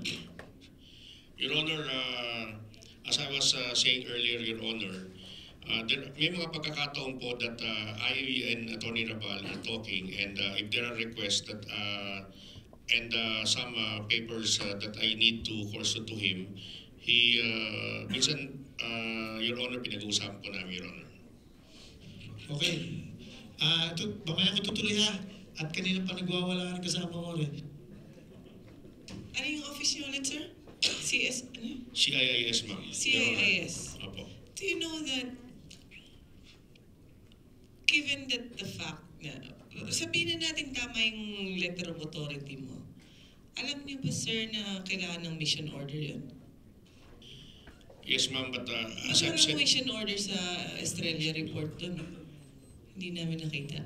as I've said, ma'am, meron pong So it's irregular. written and implied consent po si Mr. Richard Chen dun po sa presence namin And sa warehouse. the mission, ano yun, mission order is supposed to be given by your superior. Sino yung superior niyo?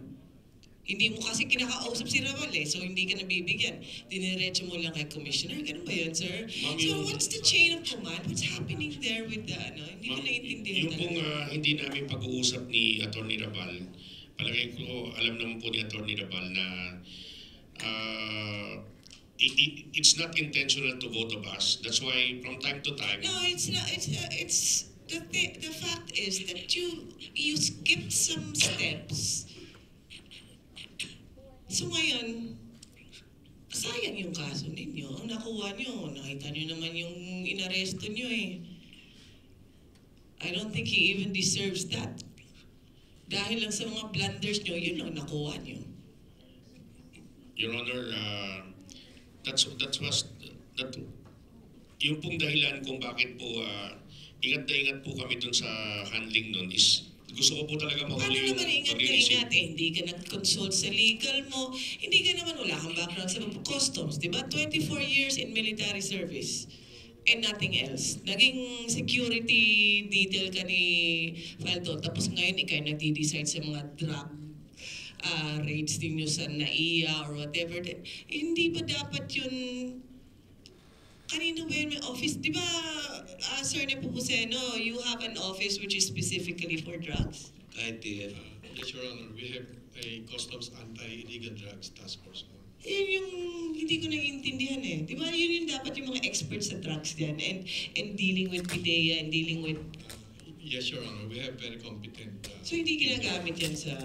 It's ano yun, may favoritism? We had prior successful operations too, ma'am, along with the PIDEA. To my recall, for the last 2.5 years that I've been with them, they have engaged or been involved with at least 33 successful operations amounting to And you have followed how, anong tawag din sa batas ng PIDEA? 9165, ma'am. Yes, sir. You have followed that to the Yes, letter. ma'am. I strictly abide by that because, of course... Oh, sir, may expert pala kayo eh. Nagpapogi kayo, sir eh. Thank you, Mr. Deputy ko. Director Australia, binirect mo na yung, yung chain of command, nadiretso ka doon. Sabi mo kanina, nagko-compartmentalize kayo. So, si DEFCON Raval, head ng intelligence, na-compartmentalize din, tama? No, Your Honor, because I give specific instruction to my Chief of Staff to brief him immediately What time in the is morning. In the morning, Your Honor. Kailan ka nagsimula ng operation? Your Honor, we were able to open the first cylinder at around in the morning, Your Honor. Hindi, ang pagsisimula ng operation yung pag-open. Ang pagsisimula ng operation ay simula nung magpunta kayo doon kasama yung mga tao mo. Dahil lunaro na yung intention mo eh. Your Honor, at that point, Your Honor, the chain of command starts from my division chief, Your Honor, and I was there to be the next in the chain of command, Your Honor. That's why, Your Honor, ulitin ko lang po, wala pa ho kaming validation ng intel kung talagang may drugs doon sa warehouse, Your Honor. Sinabi mo, wala pa kayong validation ng intel. Balikan natin yung sinabi mo kanina. Kaya ka nag-compartmentalize. Kaya hindi mo tinanong itong legal ninyo, ganito, dahil ng magnitude, dahil ng magnitude ng inyong operation. Paano mo nasasabing dahil ng magnitude ng inyong operation ay hindi mo pa na-validate Eh sinasabi mo ngayon, i-validate mo pa. Your Honor, for me, Your Honor, at that point, the intelligence information, ang pinaka-final validation nun, Your Honor, is for me to see for myself if there's really drugs in that container, Your Honor. Alam mo, naroon na kayo. Hindi ko pa rin talaga makuha. Hindi mo talaga ako makumbinse. Na-secure din niyo yung gates, naroon kayo, ilang oras yung lumilipas, nakalampas na nga yung 2 oras na window time mo, hindi mo pa rin, wala pa rin doon ang PIDEA. Binuksan pa rin ninyo. Kumuha pa kayo ng cutting edge machine para mabuksan ninyo. Pinilit pa rin yung buksan. Inunahan na ninyo lahat. Your Honor, that was not the intent, Your Honor. As I've said, Your Honor, Mr. Richard Tan gave us the consent, Your Honor. Gaano kalakas ay si Richard Tan at yun ang susundin mo? Ay sinasabi ninyo ni Commissioner Feldon dito na yun isa na rin sa iniisip ninyo suspect. Eh bakit ninyo susundin? Your Honor, at that point, Your Honor, he is the only link to the shipment, Your Honor. Sinasabi mo, intelligence, kailangan ito gawin, magaling ka, gano'n. Ay napakahina mo sa intelligence gathering, napakahina mo sa pag-build up na yan. Kung titingnan mo lamang na ito ang link. Your Honor, isa lang po yun sa mga link. Marami pong konsiderasyon at that moment. The situation is progressing, Your Honor, as we build up the case also, Your Honor. Binibuild up mo yung case. As we proceed, Your Honor. Okay. Paano mo mabibuild up yung case kung hindi mo, kung yung mga elements na dapat na naroon at makabuild up ka ng magandang kaso ay inalis mo, kinompartmentalize mo, at ikaw na lamang ang nasunod yan. Paano mo mabibuild up yung magandang kasong yun? Your Honor, that is one technique to build up the case, Your Honor. Ay, pagpakyung technique na yan, or sino yung technique na yan? Sir, Your Honor, with due respect, Your Honor, the mission was accomplished, Your Honor. The mission was to seize the drugs, Your Honor. Hindi na-accomplish ang mission. Hindi na-accomplish ang mission. Mr. Chair. Ang nagkasuhan lang ninyo ay yung caretaker ng warehouse na 100 kilos lang. Accomplish yan kung yung buong 604 kilos o 605 kilos ang naipakaso ninyo at hindi lang mere possession na ninyo naipakaso, kundi importation. That's the consideration, Your Honor. That's why FBI is into the case for the purpose of filing that importation of drugs, Your Honor. Director Wilkins, tama ba yung sinasabi niya na procedure na yan? Successful ba yun? Your Honor, sa PIDEA, Your Honor, marami kami tinatawag na operations. Pero lahat ng klaseng operation ay kakandak namin, dapat may approved na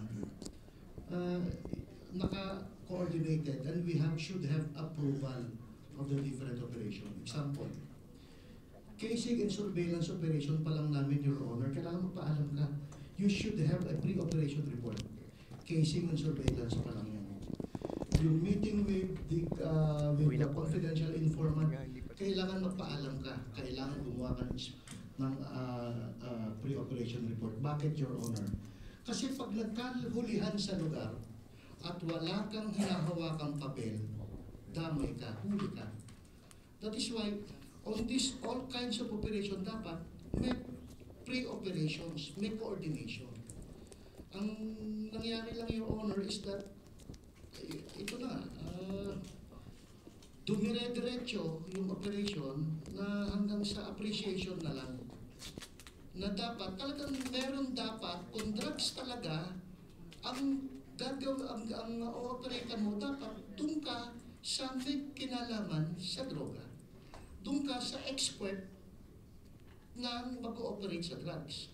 And on the part of customs, merong ka-TF, Your Honor. We have lots of successful operations together.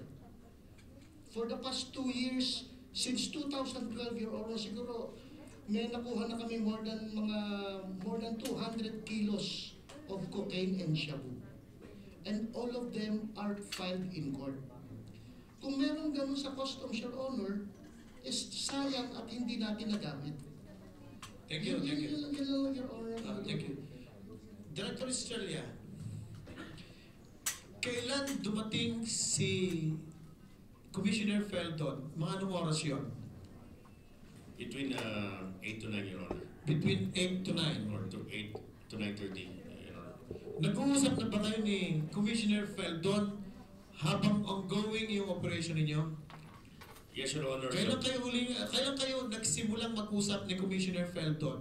Kahit through phone lang? The moment nabuksan po namin yung first cylinder. Mga anong oras yun? By daylight, Your Honor, between 5 to 6, Your Honor. By daylight, between 5 to 6. Dumating siya 8 to 9. Nag-uusap na ba kayo doon ni Commissioner Feldon? Dahil sinasabi niya doon, suspect na rin niya yung tao, si Richard Tan. Di ba sinasabi niya? At sinasabi mo rin na iniisip na nyo na malamang suspect, isa na rin ito sa kasama dito sa kasong ito, suspect na ninyo. Your Honor, at that time, Your Honor, magdamag kong kinakausap talaga si Mr. Richard Tan, Your Honor. Dahil I'm still trying to extract more information from him dun po sa shipment na yun, Your Honor. Hindi, tanong ko sa iyo, nung nag-uusap kayo, nung nagre-report ka na kay Commissioner Feldon, sinabi niya dito na kaya hindi niya inalis yung 500 kilos doon dahil gusto niya mapasama sa kaso itong si Mr. Tan at suspect na. Nung bang nag-uusap kayo, nung kinala mo sa kanya, nagkakaroon ba kayo ng pag-uusap na dalawa na baka suspect na itong si Mr. Tan? He made mention that to me, Your Honor. Nung nag-uusap kayo, wala pa siya doon, ano? Your Honor, hindi pa namin napag-usapan yung tungkol doon sa subject. Ang pinag-usapan lang namin, yun munang shipment at in-explain ko sa kanya paano nangyari yun, Your Honor, paano tayo. So sinabi mo yung informant? So sinabi mo na sinabi ko sa kanya, Your Honor, na before na dumating siya, hindi nyo napapag-usapan na suspect na itong taong ito, kaya huwag mo munang gagalawin yung mga ko na yan. Your Honor, wala siyang categorical na sinabi sa akin na suspect yan. Ang appreciation lang niya ay nakinig lang siya sa sinabi ko, Your Honor. It was during the time na dumating na siya ron, Your Honor, that he made mention of that, Your Honor. Mga anong oras yun? Between 8 to 9:30, Your Honor. Between 8 to 9:30? That's correct, Your Honor. Doon na, pagdating niya, sinabing nung nakita na yung mga nakabuyang-yang doon ng mga shabu, talagang inisip na yun, baka ito, kasama ito, tama? Hindi naman po ganun yung reaction, Your Honor. Ang sabi niya po, Your Honor, itong taong to, dapat to ma-arresto natin o imbestigahan natin to kasi kanya yung shipment. That's what he said, Your Honor. Pagkarating niya, sinabi niya yun? Yes, Your Honor. Okay. Pagkarating niya, sinabi niya, sabi mo ha, bakit nagpakuha pa kayo ng picture sa kanya? Your Honor, yung pong paliwanag ni Mr. Chen kanina doon sa pagpapakuha ng picture ay katulad din po ng paliwanag namin na humingi po ng picture si Mr. Chen na gusto niya pong ipadala sa China para po to validate na ang kausap niya ay talaga mga taga-Bureau of Customs, Your Honor. Bakit nga kayo nagpakuha ng picture sa kanya na noong oras na yung pagkarating ni Commissioner Feldon, sinasabi na niya na baka ito'y sangkot dito? Hindi na kayo ay mga respetadong military officers. Pagpatawad ng mga hindi kumuha ng mga military trainings or military courses, pero pagdating sa ganyan, iba yung training din sa atin. Bakit hindi man lamang ninyo inisip sa inyong sarili na yung pagpapakuha ninyo ng picture na yun ay baka magamit kayo o gamitin ng iba? Samantalang sinabi ninyo na baka kasangkot na itong taong ito, ay nagpakuha pa rin kayo ng picture? Your Honor, my appreciation doon po sa panahon na yun is I'm trying to establish confidence to Mr. Richard Tan, Your Honor. Or Mr. Richard Chen, Your Honor. Hindi. Paano naman yung moralidad? Your Honor, plus yung pong dahilan na sinabi ko sa inyo kanina, si Mr. Chen po gusto kong ibigay yung picture namin doon sa Customs China to assure the Customs China na kami po yung taong nandoon sa lugar ng home pay, Your Honor. Alam niyo talaga, sa tunay lang, Director Estrella, sa mga paliwanag mo, lalong hindi ako maniwala sa sinasabi ninyo. Lalong nahihilaw eh. Lalong nahihilaw. Pati yung sa legal ninyo, Atty. Ebreo, narito ba si Atty. Ebreo? Wala. Parang dekorasyon na lamang. Director Raval, parang dekorasyon na lang. At parang ikaw ay may sariling kilos. Are you part of consent? No, Your Honor. So hindi mo rin alam, Director Adeptong Gambala, ang kilos nila. I'm not being dated, sir. Port operations, alam ba ninyo ang kilos ng CIS? We were not informed about the operations, sir. Kahit na hindi yung operation na yun, yung mga kinikilos niya, yung yung ika nga, yung mandate na ginagawa nila, o yung mga operations nila, o yung mga, kung nila, mga actions. Your Honor, we have... At tinatanong ko si Director Layog. With regards to port operations, sir, it's a different mandate, sir. But with the SSPDC, sir, we have some joint activities and operations, sir. Okay lang yan, okay lang. Tatanggapin ko yan dahil kumisan sinasabi niya eh, pag critical yung operation, dapat kumisan, di malaman lang yung ng mga ports eh. Especially in Sulu and Tawi-Tawi, sir. Because Okay, that's the area that they have no... Okay, tanggap ko yan. Depcom Raval, alam mo ba lahat ng ginagawa ng CIS under your department? Not everything, Mr. Chair. What do you mean by not everything?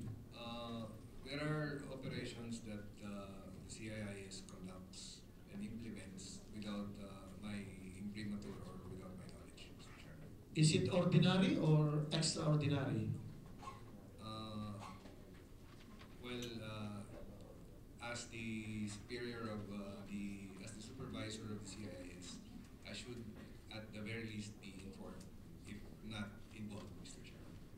Based sa tagal ng trabaho mo diyan sa customs, ngayon lang ba nangyari yan?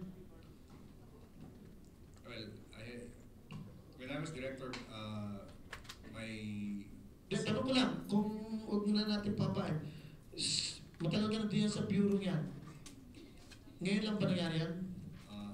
As far as I know, Mr. Chair. Okay. So, Mr. Chairman, yun lang gusto kong iputos na yung sa siyapong niya, kaya nagkaganyan-ganyan. Kaya at maganda rin naman at napuntahan natin yung lahat ng maraming pagkakamali, yung mga procedural lapses ng customs. Napuntahan din natin dahil ang nangyaring iyan. Pero ngayon natin nakita na sa Bureau of Customs, ngayong panahon ito, kaya nagkaagu-agulong ganyan, gusto kong kunin gusto kong kunin yung magic word ngayong araw na ito, compartmentalize. May kanya-kanya palang grupo diyan na kino-compartmentalize ni Commissioner Ferdon. Pagkatapos, sa kanya na lang lahat pupunta. Na hindi alam ng bawat isa. Kaya, bawat isa sa inyo, kahit man saan lahat kayo galing, inyong tandaan, yan, trabaho niyong lahat, may nakatingin pang iba bawat isa sa inyo. Kung meron kayong mga grupo-grupo na nariyan, meron din grupo-grupo na nakatingin sa inyo. Yung Group A, na-report directly, na-report dito kay Commissioner, itong Group B, na-report dito, Group C, na-report to, pero chinecheck ng Group A, itong B, chinecheck ng B, itong C, ikot yan. Pero lahat napunta dito. Kaya kayo nagkakagulo-gulo rin. That's all, Mr. Chairman. Mr. Chair. Congressman ako. Yes. Hindi ko lang natitipuhan yung sagot ni Director Estrella. Sabi mo, successful yung mission. Tama? I have... It was stated. That's correct, Your Honor. Yes. So, to my appreciation, Your Honor. Hindi mo sinabi yung to my appreciation kanina. Basta sabi mo, kay the Honorable Abo, successful yung mission. Huwag mong dagdagan. Kung ikaw ay galing sa Marines, di ba? That's correct, Your Honor. Yes. If you were given a mission, ang mission mo ay to see to it na walang makalusot doon na kontrabando sa customs. That is your job description. Tama? That's correct, Your Honor. Yes. Pero itong shipment na ito, nakalabas. Hindi ba dapat ma-court-martial ka kung sa Marines? So, hindi successful iho. Do not let us believe na naging successful yung ikaw. No. You failed miserably simply because the drugs were brought out of the customs jurisdiction without you knowing it. Tanggapin mo kasi, ang hirap sa atin eh. Yes, Your Honor. Yes. Kaya huwag mong sabihin na successful yung mission. No. When you were informed of this information, ako ang nagtanong sa iyo yung by time eh, doon sa Dangerous Drugs Committee. Di ba? Oh, ang sabi mo, nalaman mo yung information at 11 o'clock. That's correct, Your Honor. Yes. Pero kung titignan ko itong inilagay mo na sinabit na text message ang nakalagay doon sa taas, 2:27 p.m. Pero if you look at the cell phones, dapat nandun yung data. That's not the information from my cell phone, Your Honor. I think, Your Honor, that's from the cell phone of my Chief of Staff, Your Honor. Yes, I know. Pero conveniently or not, nawala yung date at tunay na oras. Kasi kung ito yung pinicture mo yung ito, dapat lumabas yung date dito. Your Honor, I think Your Honor screenshot po yata yan, Your Honor. Okay. Pero, another thing, sabi mo July 16, that was the first time na sumama ka sa operations against illegal drugs. First week of July, Your Honor, not July 16, Your Honor. First week of July. Yes, Your Honor. And you were with the office of the commissioner. Yes, Your Honor. As what? As a security officer, Your Honor. Job order or what? Job order, Your Honor. Oh, yung job order ba ngayon pwedeng mag-operate ng ganyan? Your Honor, our participation in the operation, Your Honor, is that we collect the information, we try to validate the information, and when the time comes that we were able to validate already the information, we share it to the anti-illegal drug group of the PNP, Your Honor. Ang job description mo, sabi mo, in spite of the fact that you are in job order, security ka ng commissioner. That would have been the job of the CIS. Tama. At that time, Your Honor, I'm not yet with CIS, Your Honor. Kaya nga, hindi ka dapat nagtatrabaho ng ganon. Ang trabaho mo lang, i-provide mo na security yung commissioner because that is your job description. Hindi yung mag-operate against illegal drugs. Why? Because that is the job of the CIS. Yun ang sinasabi ko sa iyo eh. Tama? Your Honor, we shared the information to the PNP IDG to conduct the operation, Your Honor. Mr. Chair, sumasakit na po yung ulo ko. That would be enough. Thank you, Congressman Ako. I think just to put things in a bit of perspective. Ang nakakapagtaka lang kasi po, Colonel, is why you decided to take it on alone.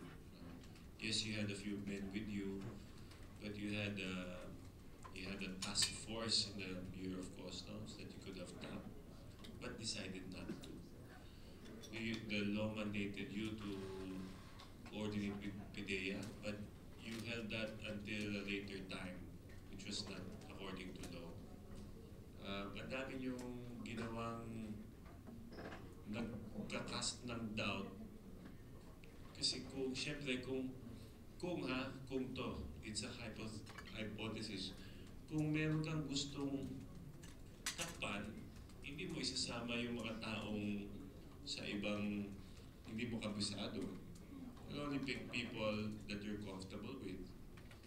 Diba? Kaya kaduda-duda po. Kaya kami nagdududa. Meron kang customs, anti-drug task force na hindi mo tinap.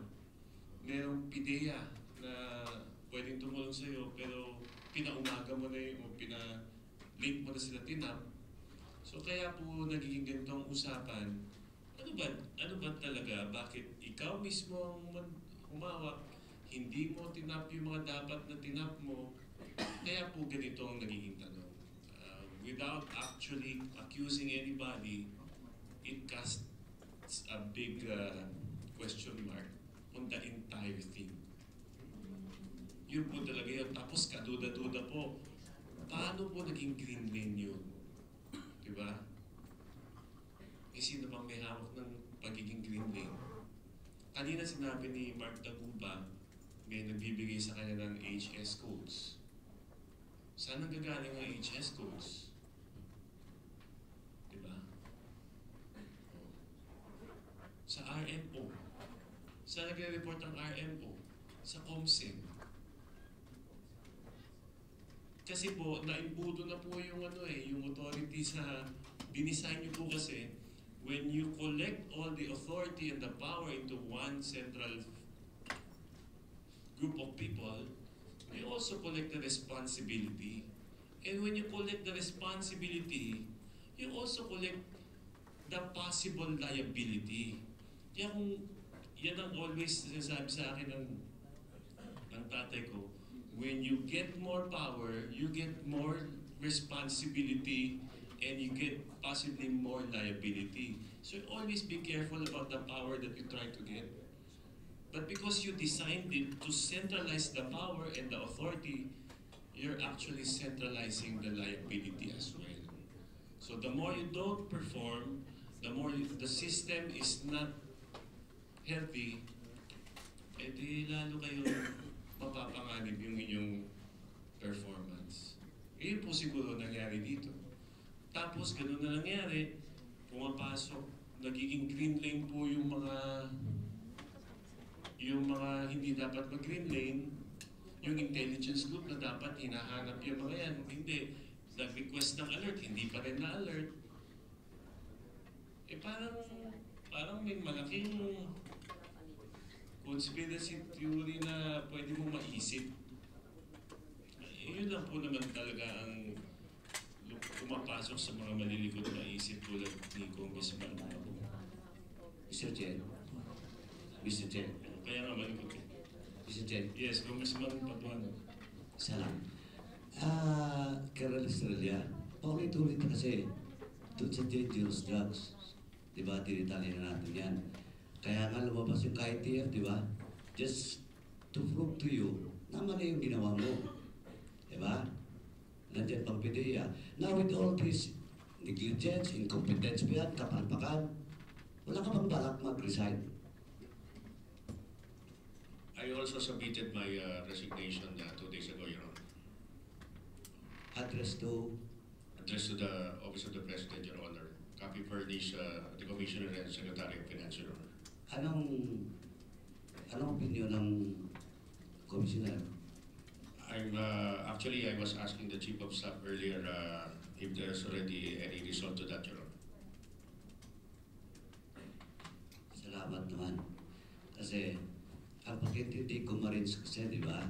Sa customs ngayon, ang tingin ko sa iyo na Marines ka pa rin. Ang trabaho mo lagi, search and destroy, body count. Tapos kung may body count, may search and destroy, successful ang operation.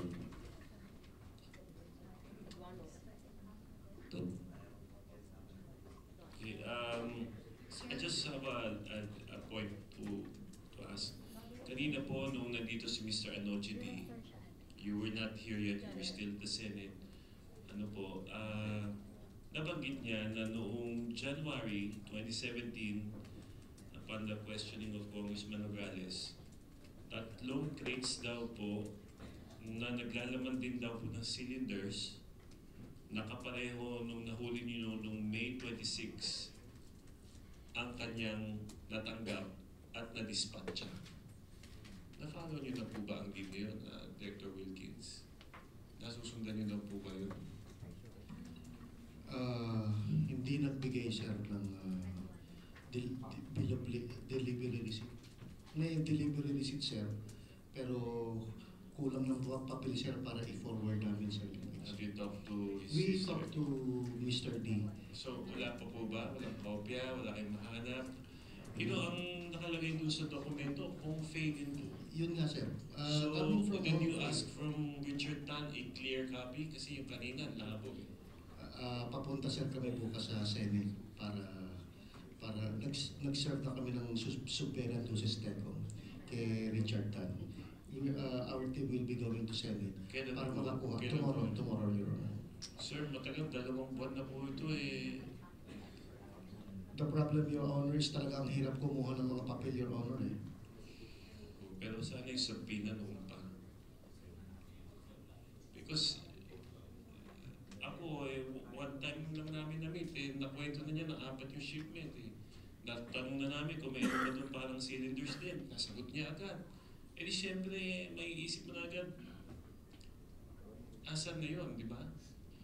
Your Honor. Have we even asked Richard Tan kung sino ang nagpadala? Kasi sabi niya, consolidator siya in China and then also in the Philippines. Your Honor. Yes. Actually po, NBI. yeah po. Yung po kasing tasking na yun po, doon po sa investigation na yun, part na yun, sa amin po na-assign yung bali. Okay. So have you asked for that, yung K. Hong Fei? Base po sa investigation po namin bali, meron pong 3 prior deliveries po doon po sa... Ilang crates total? 3 Yun crates yung January. Opo, meron pong binabanggit na 3 pero yun nung translation hindi pa po kami sigurado kung katulad din po nung description po nung delivery po na most recent. Paano hindi nyo sigurado? Anong translation po? Pilipino, Tagalog po usapan namin kanina ni Mr. D. Kasi po, nagbabase lang po kami doon sa packing list po ba. Okay, So, ano bang sinabi ni Mr. D? Sinabi niya sa amin, parehong-pareho eh. Kasi po yun, si Mr. D naman po, hindi po namin sa part ng NBI, hindi po namin nakausap. So what kind of investigation are you conducting, sir? Supposedly po kasi, yun naman po yung part naman po na sa PIDEA po. Ano sabi niyo kanina, that part was yours. Kaya di ko naman kayo tinatanong kanina, inangkin niyo, sir. Hindi po, sir. Yun po kasing kay si Mr. Anoche D po, na-arrest po ng PIDEA po, bali. So, and you're not allowed to ask him questions? Nakadetain po si Mr. Anoche D. Well, we know, but are you allowed or not allowed to ask him questions? Hindi po kami pwedeng magtanong sa kanya kasi po subject po siya. So mangangailangan po siya ng abogado kung gusto niya makipag-cooperate po sa amin. So, Mr. Chair. Akusado po siya. Ako na po ang Ikaw na, papaliwanag. masanay ka dyan, boss. Congressman ako, please. When NBI, Bureau of Customs, and PIDEA were present in the area, they were arguing whether they would conduct still controlled delivery as mandated by the request of their informant from the Chinese customs. It was stated in that message from the Chinese customs na kung pwede, mag-conduct ng controlled delivery.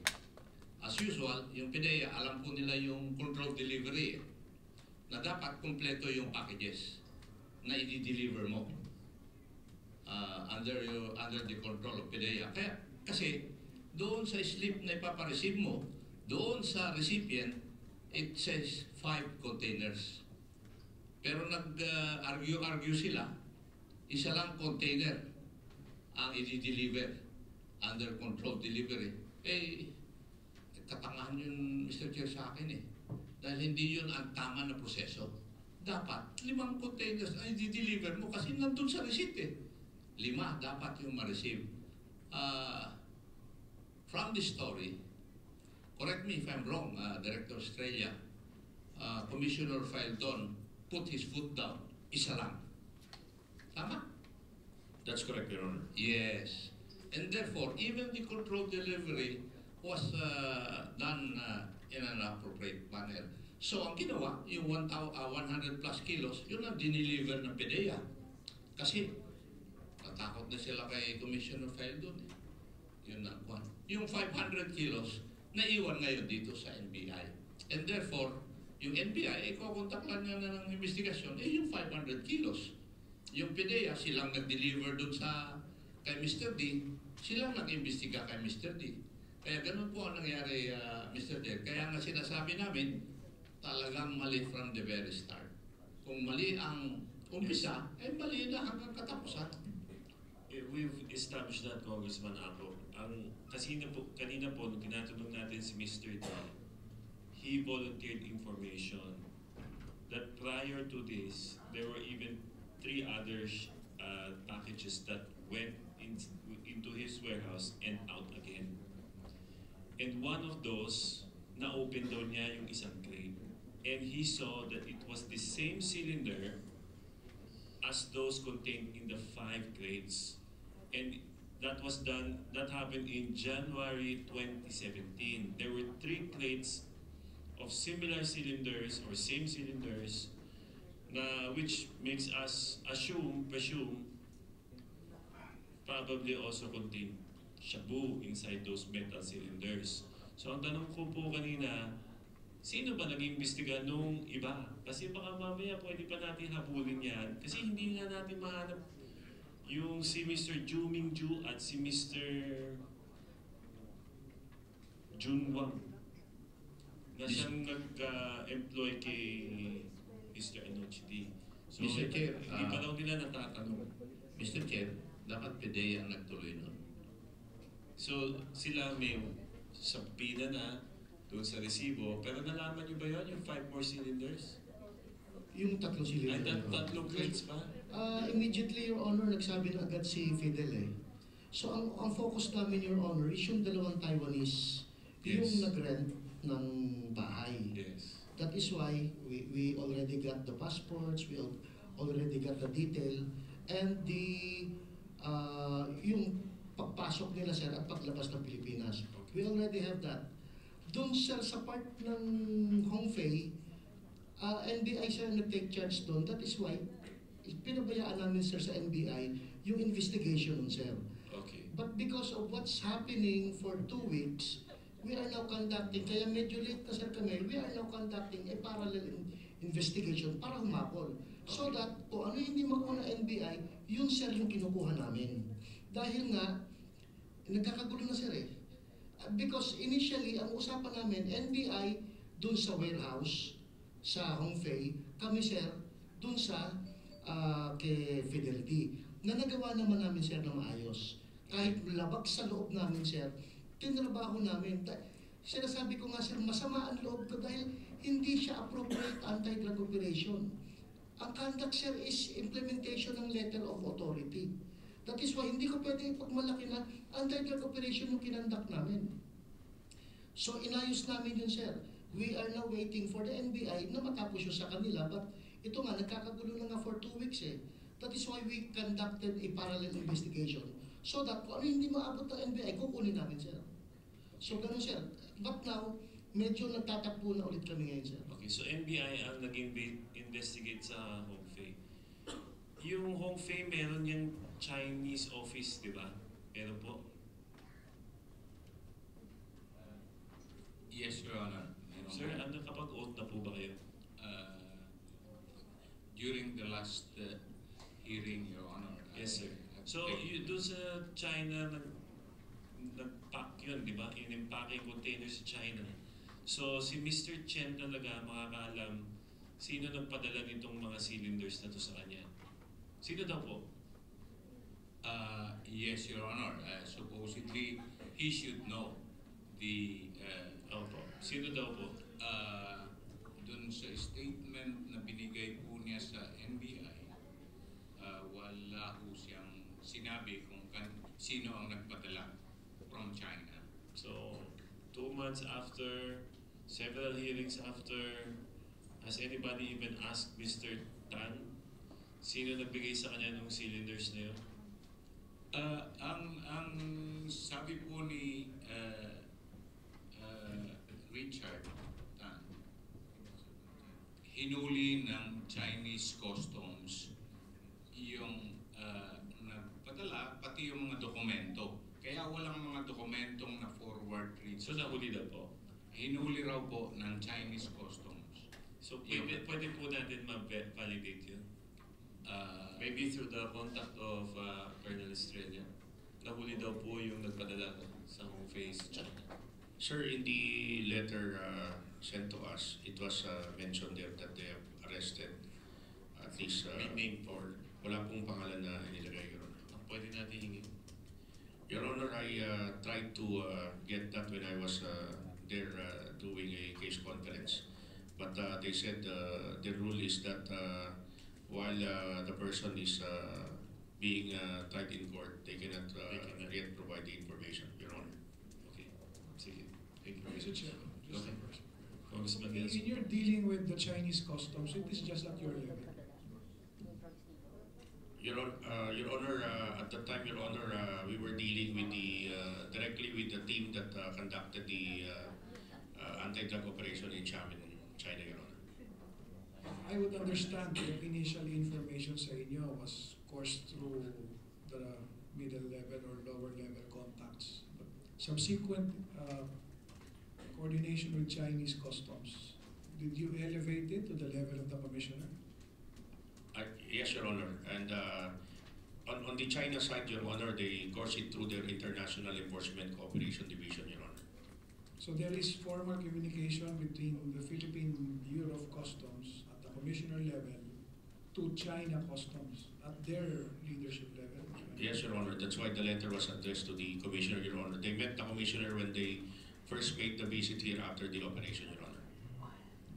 Thank you, Mr. Chairman. Thank you, Congressman Nogales. Thank you, Mr. Chairman, honorable colleagues and guests. Good morning. I would like to direct my questions first to Mr. Mark Taguba. Mark, ito yung mga tinanong namin sa mga ibang mga resource persons, pero tanongin ko rin sa inyo. Kilala mo ba mga pangalan na to? Julie Gamboa alias Kimberly. Naririnig ko na po yan. Julie. Naririnig ko na po. Thank you. Tina Yu or Jerry Yu. Naririnig ko na rin po yan. David Tan. Naririnig ko na rin po. Manny Santos. Naririnig ko na rin po. Jeffrey King. Jerry Teves, Joel Teves. Naririnig ko na po. Edwin Santos. Eden Maranan. Noel Bucali.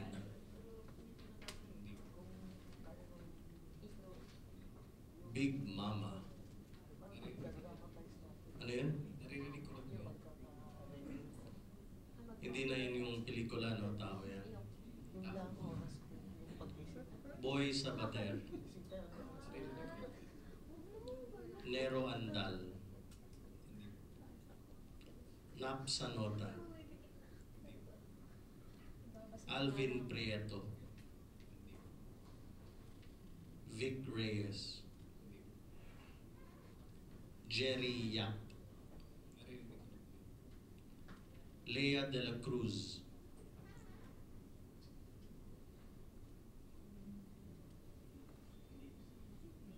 Masyado ng late na lobat ng microphone, no? Hindi po. Palitan natin yung microphone.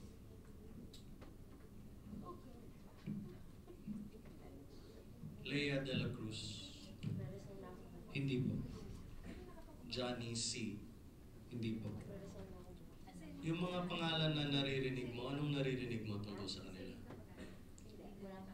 Sila po yung pinakamalalakas ngayon sa customs. Mas malakas kesa sa'yo? Opo.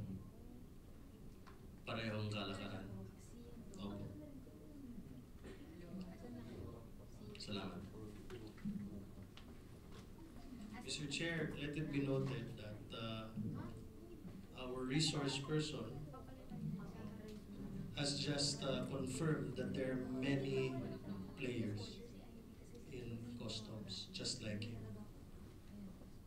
Yung mga players ba na yan ay sa Office of the Commissioner? Hindi ko po masisiguro. Hindi ko po alam. Pero players talaga. Players po talaga. Salamat.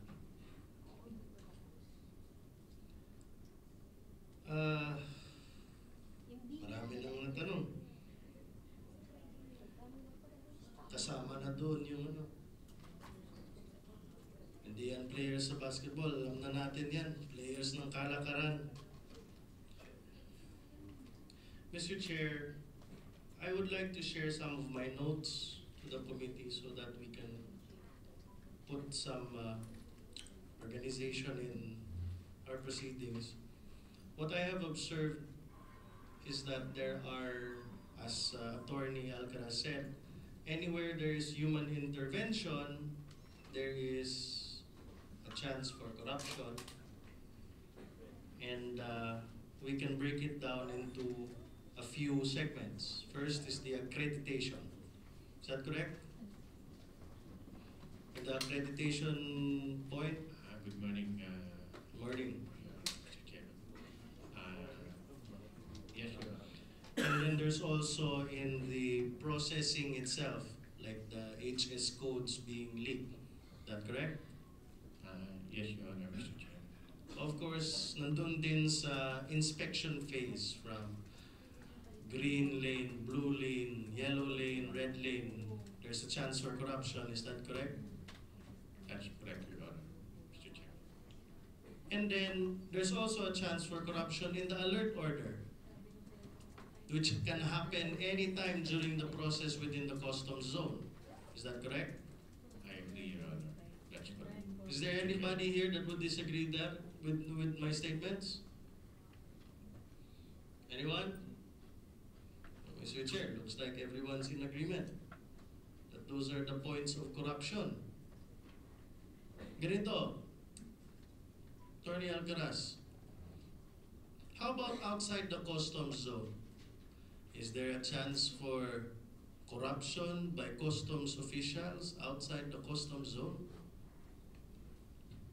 Well, Your Honor, Mr. Chairman, the LOA and other operating units operating outside the BOC, that's a good starting point to look at possible corruption. So that would be on the enforcement. That could be one of the corruption points, referring to outside operations being conducted by BOC. Thank you. My favorite, Colonel Estrella. Hindi ko pa binabanggit yung pangalan mo, gumalaw ka na. You're looking at me, Your Honor. Yes, I am looking at you. I am looking at you because I have a few questions. First is, was this your first raid? About the drugs, Your Honor. Mm-hmm. As I've said, Your Honor, since last year we participated in three major anti-drug operations, Your Honor. Outside the customs zone? Yes, Your Honor. How often do you raid outside the customs zone? It depends on the input of intelligence. If How there is, often do you raid outside the customs zone? by frequency, Your Honor, at least twice a month, Your Honor. Twice a month? Is that the official rates? With the LOA, Your Honor. How about the unofficial rates? We do not conduct unofficial raid, Your Honor. Are you sure? Yes, Your Honor. Mag-ingat ka. I'm sure of that, Your Honor. I do not participate in unofficial raid, Your Honor. Do you consider your raid in that warehouse an official raid or an unofficial raid? My appreciation, it was official, Your Honor. So it's an official raid. Yeah, that's correct, Your Honor. It's an official raid because you were powered by a text message. Your Honor, we went there. From your chief of staff, yes? Yes, Your Honor. So what makes it official is a text message from your chief of staff. No, Your Honor, what makes it official is my appreciation to the intelligence information, Your Honor, requires my urgent action, Your Honor, to the information, Your Honor. So you're in the enforcement division. No, Your Honor, I'm with the intelligence division, Your Honor. Therefore, it is unofficial. Your Honor, the information given to me is an intelligence information. That's why I acted on it. Magpalusot, pagod na kami. Sorry prangka akong magsalita, taga Davao. Your Honor, I'm trying to respond to the best of my Going back Your to Honor. my colleague, my idol, you said mission accomplished, diba? You have accomplished your mission. Some of my colleagues believe that you did not accomplish your mission, you have failed your mission. But you know what? I will try to entertain that you did accomplish your mission. So, why do you think you accomplished your mission? Your Honor, yung pong naging layunin po namin ng pagkakataon na yun, Your Honor.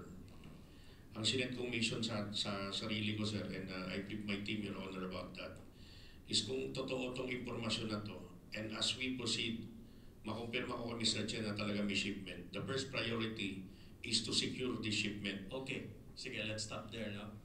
So basically,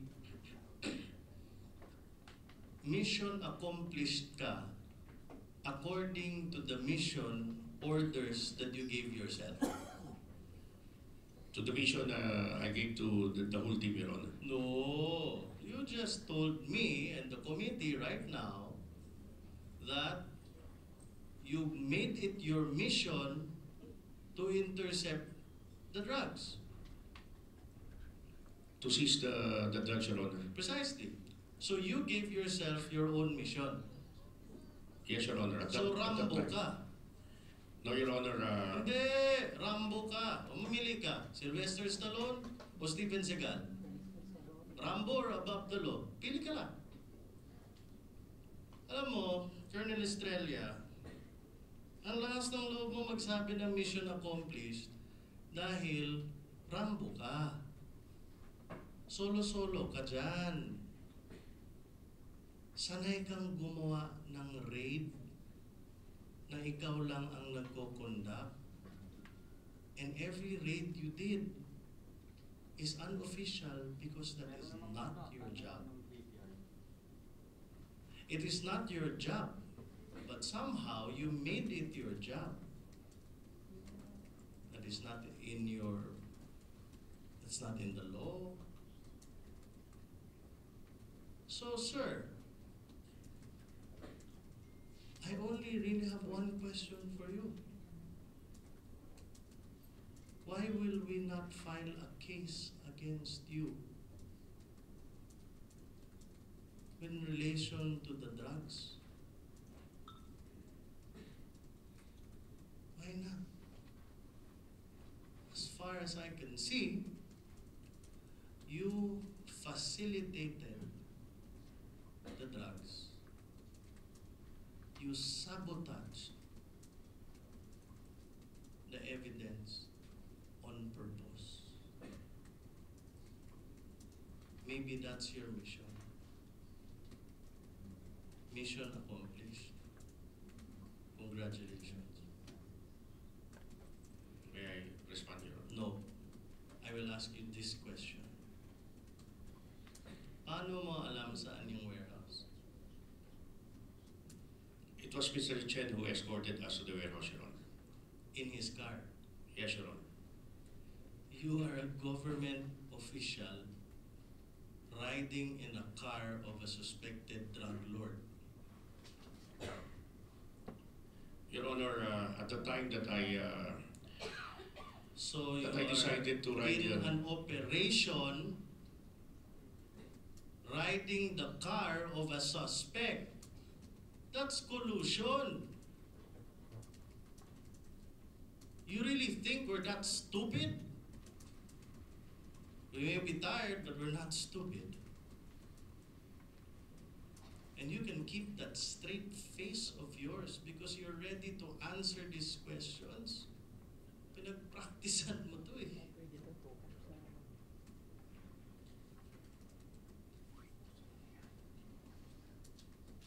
Your Honor, malinis po yung konsensya namin dun sa ginawa namin, Your Honor. I think the only reason I have here is I acted on good faith, Your Honor. Good faith Wala po will not kaming... get you off the hook Yes, Your Honor. for violating the laws of our country. Good faith. I can't believe it's good faith. I can't take it. It's not good faith, sir. And you cannot convince me otherwise. I don't know if you can convince other members of the committee, but you can't convince me. Sumakay ka ng kotse ng suspect papunta dun sa warehouse. I did that on purpose, Your Honor, because I was trying to extract more information as we are proceeding to the warehouse, Your Honor. Without proper authority, an unofficial raid, unsanctioned raid, the raid that has sabotaged the evidence of the Republic of the Philippines against a drug lord. You did that on purpose, sir. No, Your Alam mo, Honor. ang impression mo sa akin, Mr. Colonel Estrella, is that hindi ka tanga. Bright ka na tao. Bright ka, makita ko sa mata mo eh. Makita ko sa upo mo, sa sagot mo, calculated lahat ng mga sagot mo. I'm sorry, sir. I just can't take it. Mr. Chairman, when we prepare our committee report on this, you can count on me on asking for charges to be filed against Colonel Estrella. Due to the lateness of the hour, I wave to my other members.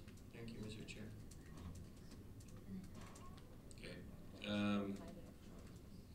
Actually, wala na eh. Wala na. Yeah. So, Mr. Chair. Mr. Chair, I'm sorry. Meron palang isa. Very important. Okay, very important. Sorry. Apologize to my colleagues here. Colonel Estrella, what happened to Warehouse 159? Warehouse 159, Port of Manila, Your Honor, caught a fire, was caught in fire last, around June, Your Honor. Please tell me more. Well, when I learned about the incident, Your Honor, it's still on progress.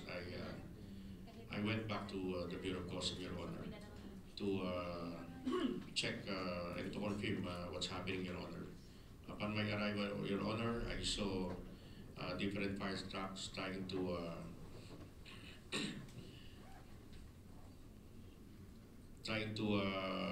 neutralize the. You're the first on the scene. Are you saying that? No, Your Honor. When I arrived, there's a lot of people already on the fire scene, Your Honor. You're the first on the scene from the Bureau of Customs. Is that what you're saying? No, Your Honor. There are some officers there, Your Honor, when I arrived, Your Honor, to include the head of the police force, Your Honor. What is the cause of the fire? I was informed, Your Honor, that I'm not privy to the investigation, Your Honor. It was I think the ESS who were supervising the investigation, Your Honor. You made a pronouncement about the cause of the fire? What was your pronouncement? Not in this committee, but back in June, you yourself made a pronouncement of the cause of the fire. Do you want me to help you recall? Well, Your Honor, I was thinking it could have been a sabotage, Your Honor. What else? Are you sure that's what you said? That's what I said, Your Honor. That's why we are actually doing a CI investigation on that, Your Honor. Thank you for your inconsistency. No more questions, Your Honor. Yes, Yung CIIS, it's under, ano yan? Enforcement or intelligence? Ano? Intelligence. Sir, ano yung trabaho ng department mo? Enforcement. Hindi ba kayo dapat yung gumagawa nun? I don't understand. Enforcement is to enforce the laws. Intelligence is to... The main division under me, ma'am, is Your Honor, is the Customs Police. That's the ESS, Enforcement and Security Services, ma'am. Ano yung CIIS? That's the Customs Intelligence and... Yes, but is it supposed to do enforcement as well as described by Colonel Estrella? Hindi ko na naiintindihan kasi Ideally, parang... ma'am, that's mainly in charge of intelligence production to be shared to the other Diba? users. Para like yung risk management, mga ganun, di ba? Dapat para to contain any smuggling by, yun nga, possible cleaning, mga ganun. Pero yun sa inyo, sir, supposedly, yun dapat yung mga raid, ideally, ano? Yes, ma'am. But, Kaya lang, right now there's nalipat-lipat, RMO nalipat, yung mga, ano pa ba yun? Yes, ma'am, and practically there are some duplications of So just, functions. ano lang, sir, Mr. Chair, I've known Deputy Commissioner Nepomuceno since, I don't know for how long. And he's been Deputy Commissioner since before, I think, sir, no? Sabay po kami, ma'am, ni Your Honor, ni Com Sibilia. And, sir, so, now, ano na yung function na natira na lang sa inyong department? Well, I'm not trying to cause ano naman, pero I just want to understand lang yung dynamics ngayon. The ESS, ma'am, the Customs Police. Nawala na yung... Eh, meron na dyan si Layog eh. Si Layog yung That's SSP. special pa. May batas pa. Ano yung batas, sir? Bago pa yun eh. Task Force Anti-Smuggling yata yun. Ano ba yun? Bureau Action. Oh, ano ang gagawin ni Nepomuceno ngayon? That's the main unit left to the enforcement group, the ESS, ma'am. It is such a shame to have such talent wasted in the customs. Si Layog, bago lang kayo, sir. Si Estrella, bago. Shame. It is such a shame wasting the talent of Nepomuceno. Ano ba gusto? Yes, ma'am. I'd like to address the question of the Honorable my kababayan. I'm from Davao City, Nograles. Sir, there is a Customs Memorandum Order number 31/2016, subject security control of Block 159 warehouse, dated 1 December 2016, and I would like to read. In keeping with the mandate of the special studies, kasi sinisisi si Director hindi naman ho siya ang responsible. Special Studies and Project Development Committee, SSPDC, under Customs Special Order number 44/2016, and to reinforce the revenue collection function of the Bureau, the SSPDC is hereby directed to oversee the custody and assume security control of the seized cargoes and shipments stored at Block 159 Warehouse, Delgado Street Corner, 16th Street Port Area, Manila, and its perimeter. This order shall take effect immediately and shall last until revoked. For strict compliance, signed Nicanor Icfa, Commissioner from the Enforcement and Security Service or from the ESS, the function of which under EO 127 is to secure all customs installations and all cargoes. Memorize po yung 127. Yan ho ang natitirang function sa ESS. And of course, enforcement.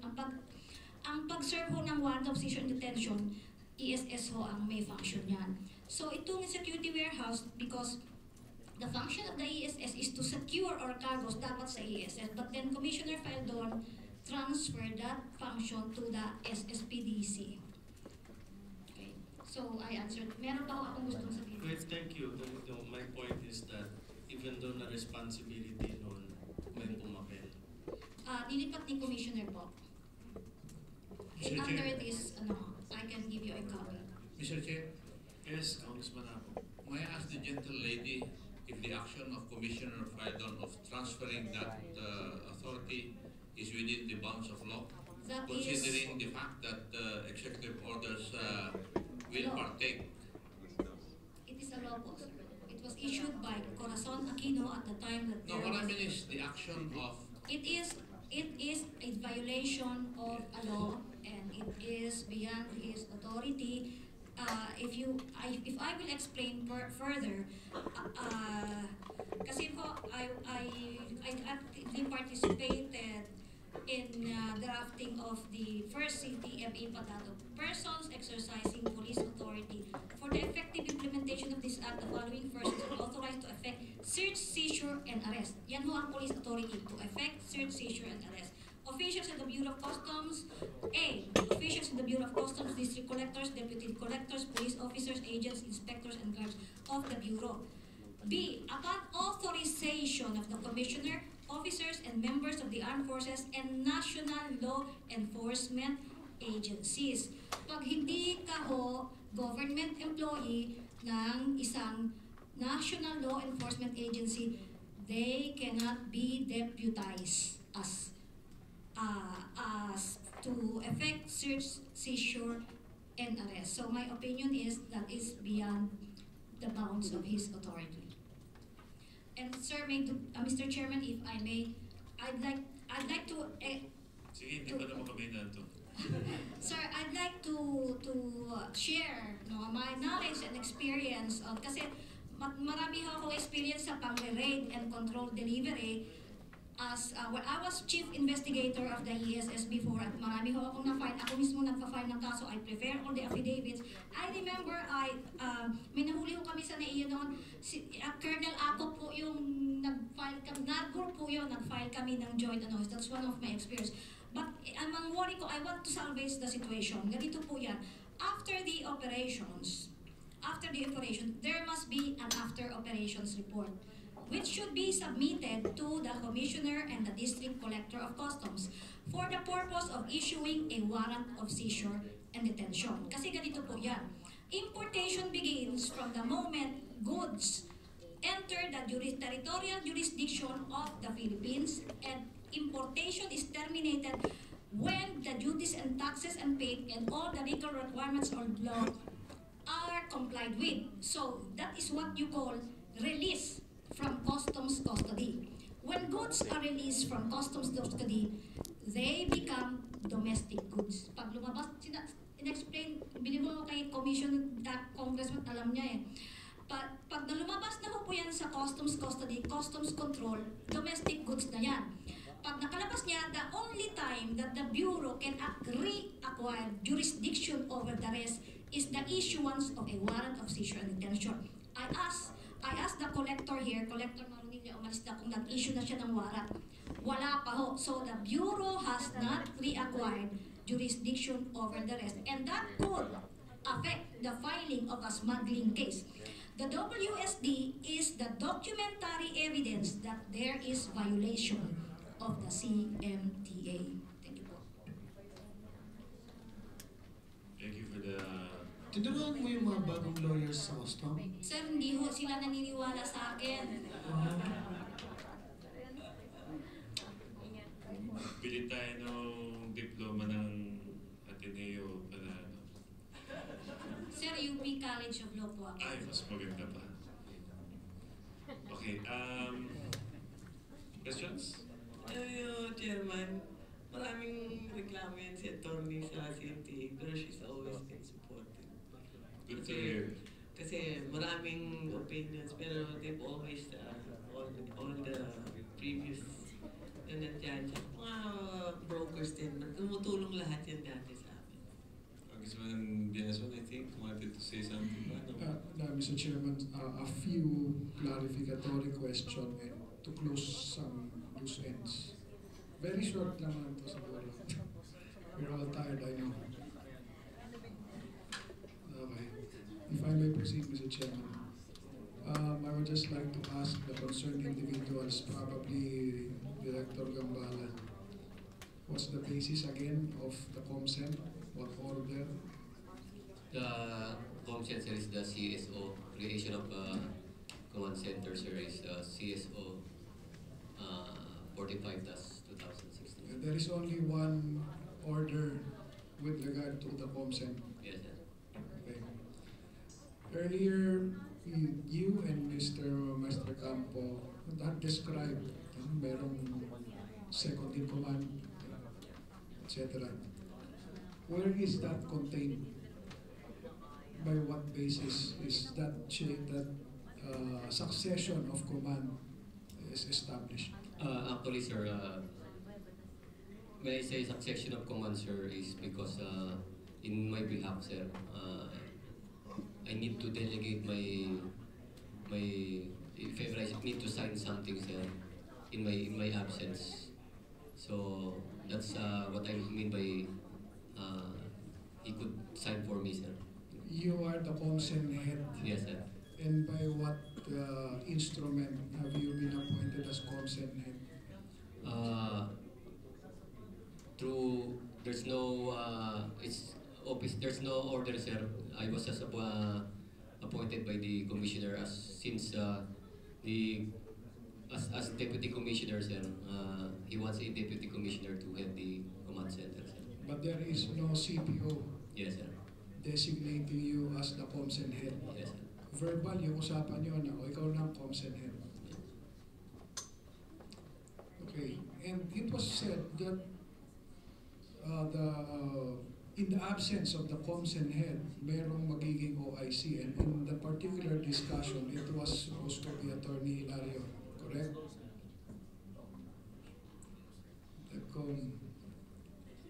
Sa discussion kanina, or past few hearings, sinasabi na in the absence of the COMSEN head, Yes sir. merong OIC. And dun sa discussion natin about this particular shipment of EMT, sinasabi na si Attorney Hilario was OIC at that time. He could sign for me sir in my behalf sir. Okay. By what instrument is that system established? It's an office order sir that it's an office order within the OCOM that he could sign in my behalf because the commissioner sir assigned to me through a CMO that only the alert orders could be signed by the commissioner through the command center sir. The CMO states that, kasi wala tayong kopya yata ng CMO, sinasabi ng CMO na ang pwedeng mag-issue ng alert order is the COMSEN. Is the Commissioner through the COMSEN. yes. So Presumably, did that CMO state specifically that it would be the COMSEN head who would sign in behalf of the commissioner? no sir. So there's no document which would say na yung COMSEN head ang magsasign for the commissioner. Yes sir. Okay, but you've been signing alert orders. Yes sir. Babalikan pa yun. So again, yung assistant, no? Yung OIC, anong basis ng magkakaroon ng OIC? Is there a document which prescribes the detail of or the assignment of an OIC in the absence of the COMSEN head?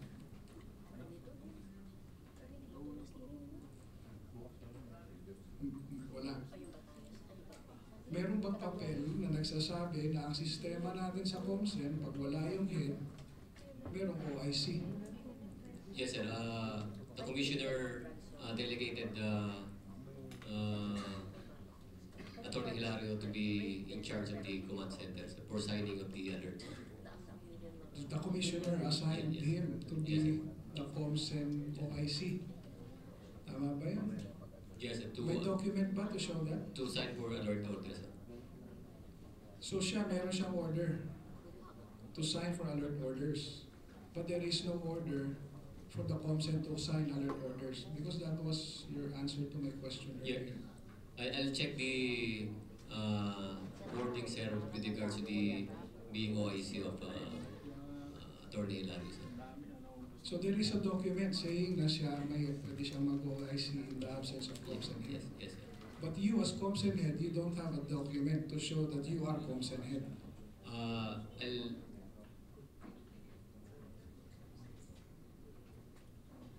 As far as I know, sir, if I could recall, sir, I will. There's an office order, sir, from the OCOM that I'll be COM head.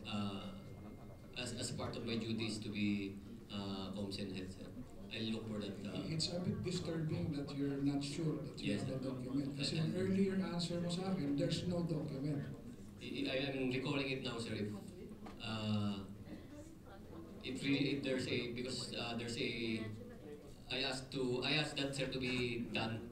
The office order, sir, delegating me as COMSEN head, sir. I'll just look for the. Please produce those documents. Yes, because it's at the very heart of you being supposed to be authorized to issue alert orders. Yes, sir. Yes, sir. Okay, who else is authorized to issue alert orders? I'm the only one who is allowed to sign for alert orders, sir. In the entire bureau. Yes, sir. And who else is authorized to recommend alert? All deputy commissioners, sir, and port collectors, and service directors are allowed, sir, to recommend, sir. And the lifting of these alerts, who is authorized? Since I'm the one who has to sign for the alert, sir, I am the only one who should lift it, sir. So in the entire bureau, it's only you? Yes, sir. Okay. Have you ever delegated that authority to someone else? No, sir. Unless when I have in a official trip, sir, I need to delegate it to. But if the commissioner is around, sir, it's the commissioner who signs for it, sir. Okay. Just please produce the documents that I asked for. Yes, sir. Specifically, your designation as COMSEN head. Yes, sir. The authority given to you to sign for alerts. Yes, sir. As COMSEN head. The document authorizing the OIC in the person of Attorney Hilario. Yes, sir. If possibly, kung kasama doon yung authority to sign for an alert. Yes, sir. Because as I said, I'm disturbed that there's no document actually as of now, no, saying that you're authorized to issue alerts. I'll look for it, sir. One last question, Mr. Chairman, to Colonel Estrella. Do you think it's part of your function to do counterintelligence? Yes, Your Honor, inherent to an intelligence unit, Your Honor. And please define for the laypersons what counterintelligence is.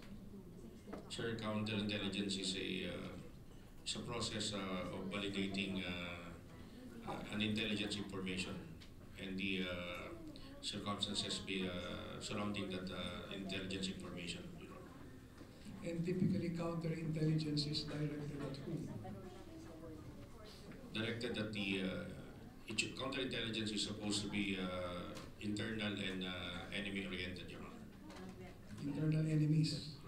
Not necessarily. I don't mean that, Your Honor. What do you call it when you're supposed to snoop on your fellow customs employees?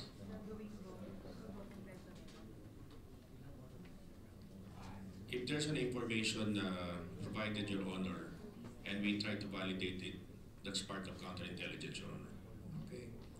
So in the presumption na mayroong kalokohan within the organization, the counterintelligence function comes in, correct? That's correct, Your Honor. Okay. That would be all, Mr. Chairman, and we thank you for for your answers to our questions. Thank you, Congressman Biasa. Deputy Speaker Abu. Mr. Chairman, sa ating representative ng DOJ, sa kababayan ko, ma'am, base sa inyong narinig ko dito sa nangyaring pang-raid nito, paano ninyo medyo masarap yung salitang, ano yung appreciation ninyo sa nangyari yung pang-raid na yun in legal aspect? With all due respect, Your Honor, I've been with the Department of Justice Prosecution Service for 24 years. I have handled a few years the Task Force on Customs. At present, I'm the Division Chief for the fraud of which the Bureau of Customs is one of the bureaus that we investigate. You cannot bait me as to what my appreciation is, because we have to wait for the case that the Bureau of Customs is going to file against the personnel involved. I cannot say anything about the merits. It's all in my brain, together with my junior prosecutors. Rest assured they will be part of the panel that will be formed in the appreciation and the investigation of these cases, whether it's for the Bureau of Customs on anti-smuggling and the anti-drugs combined.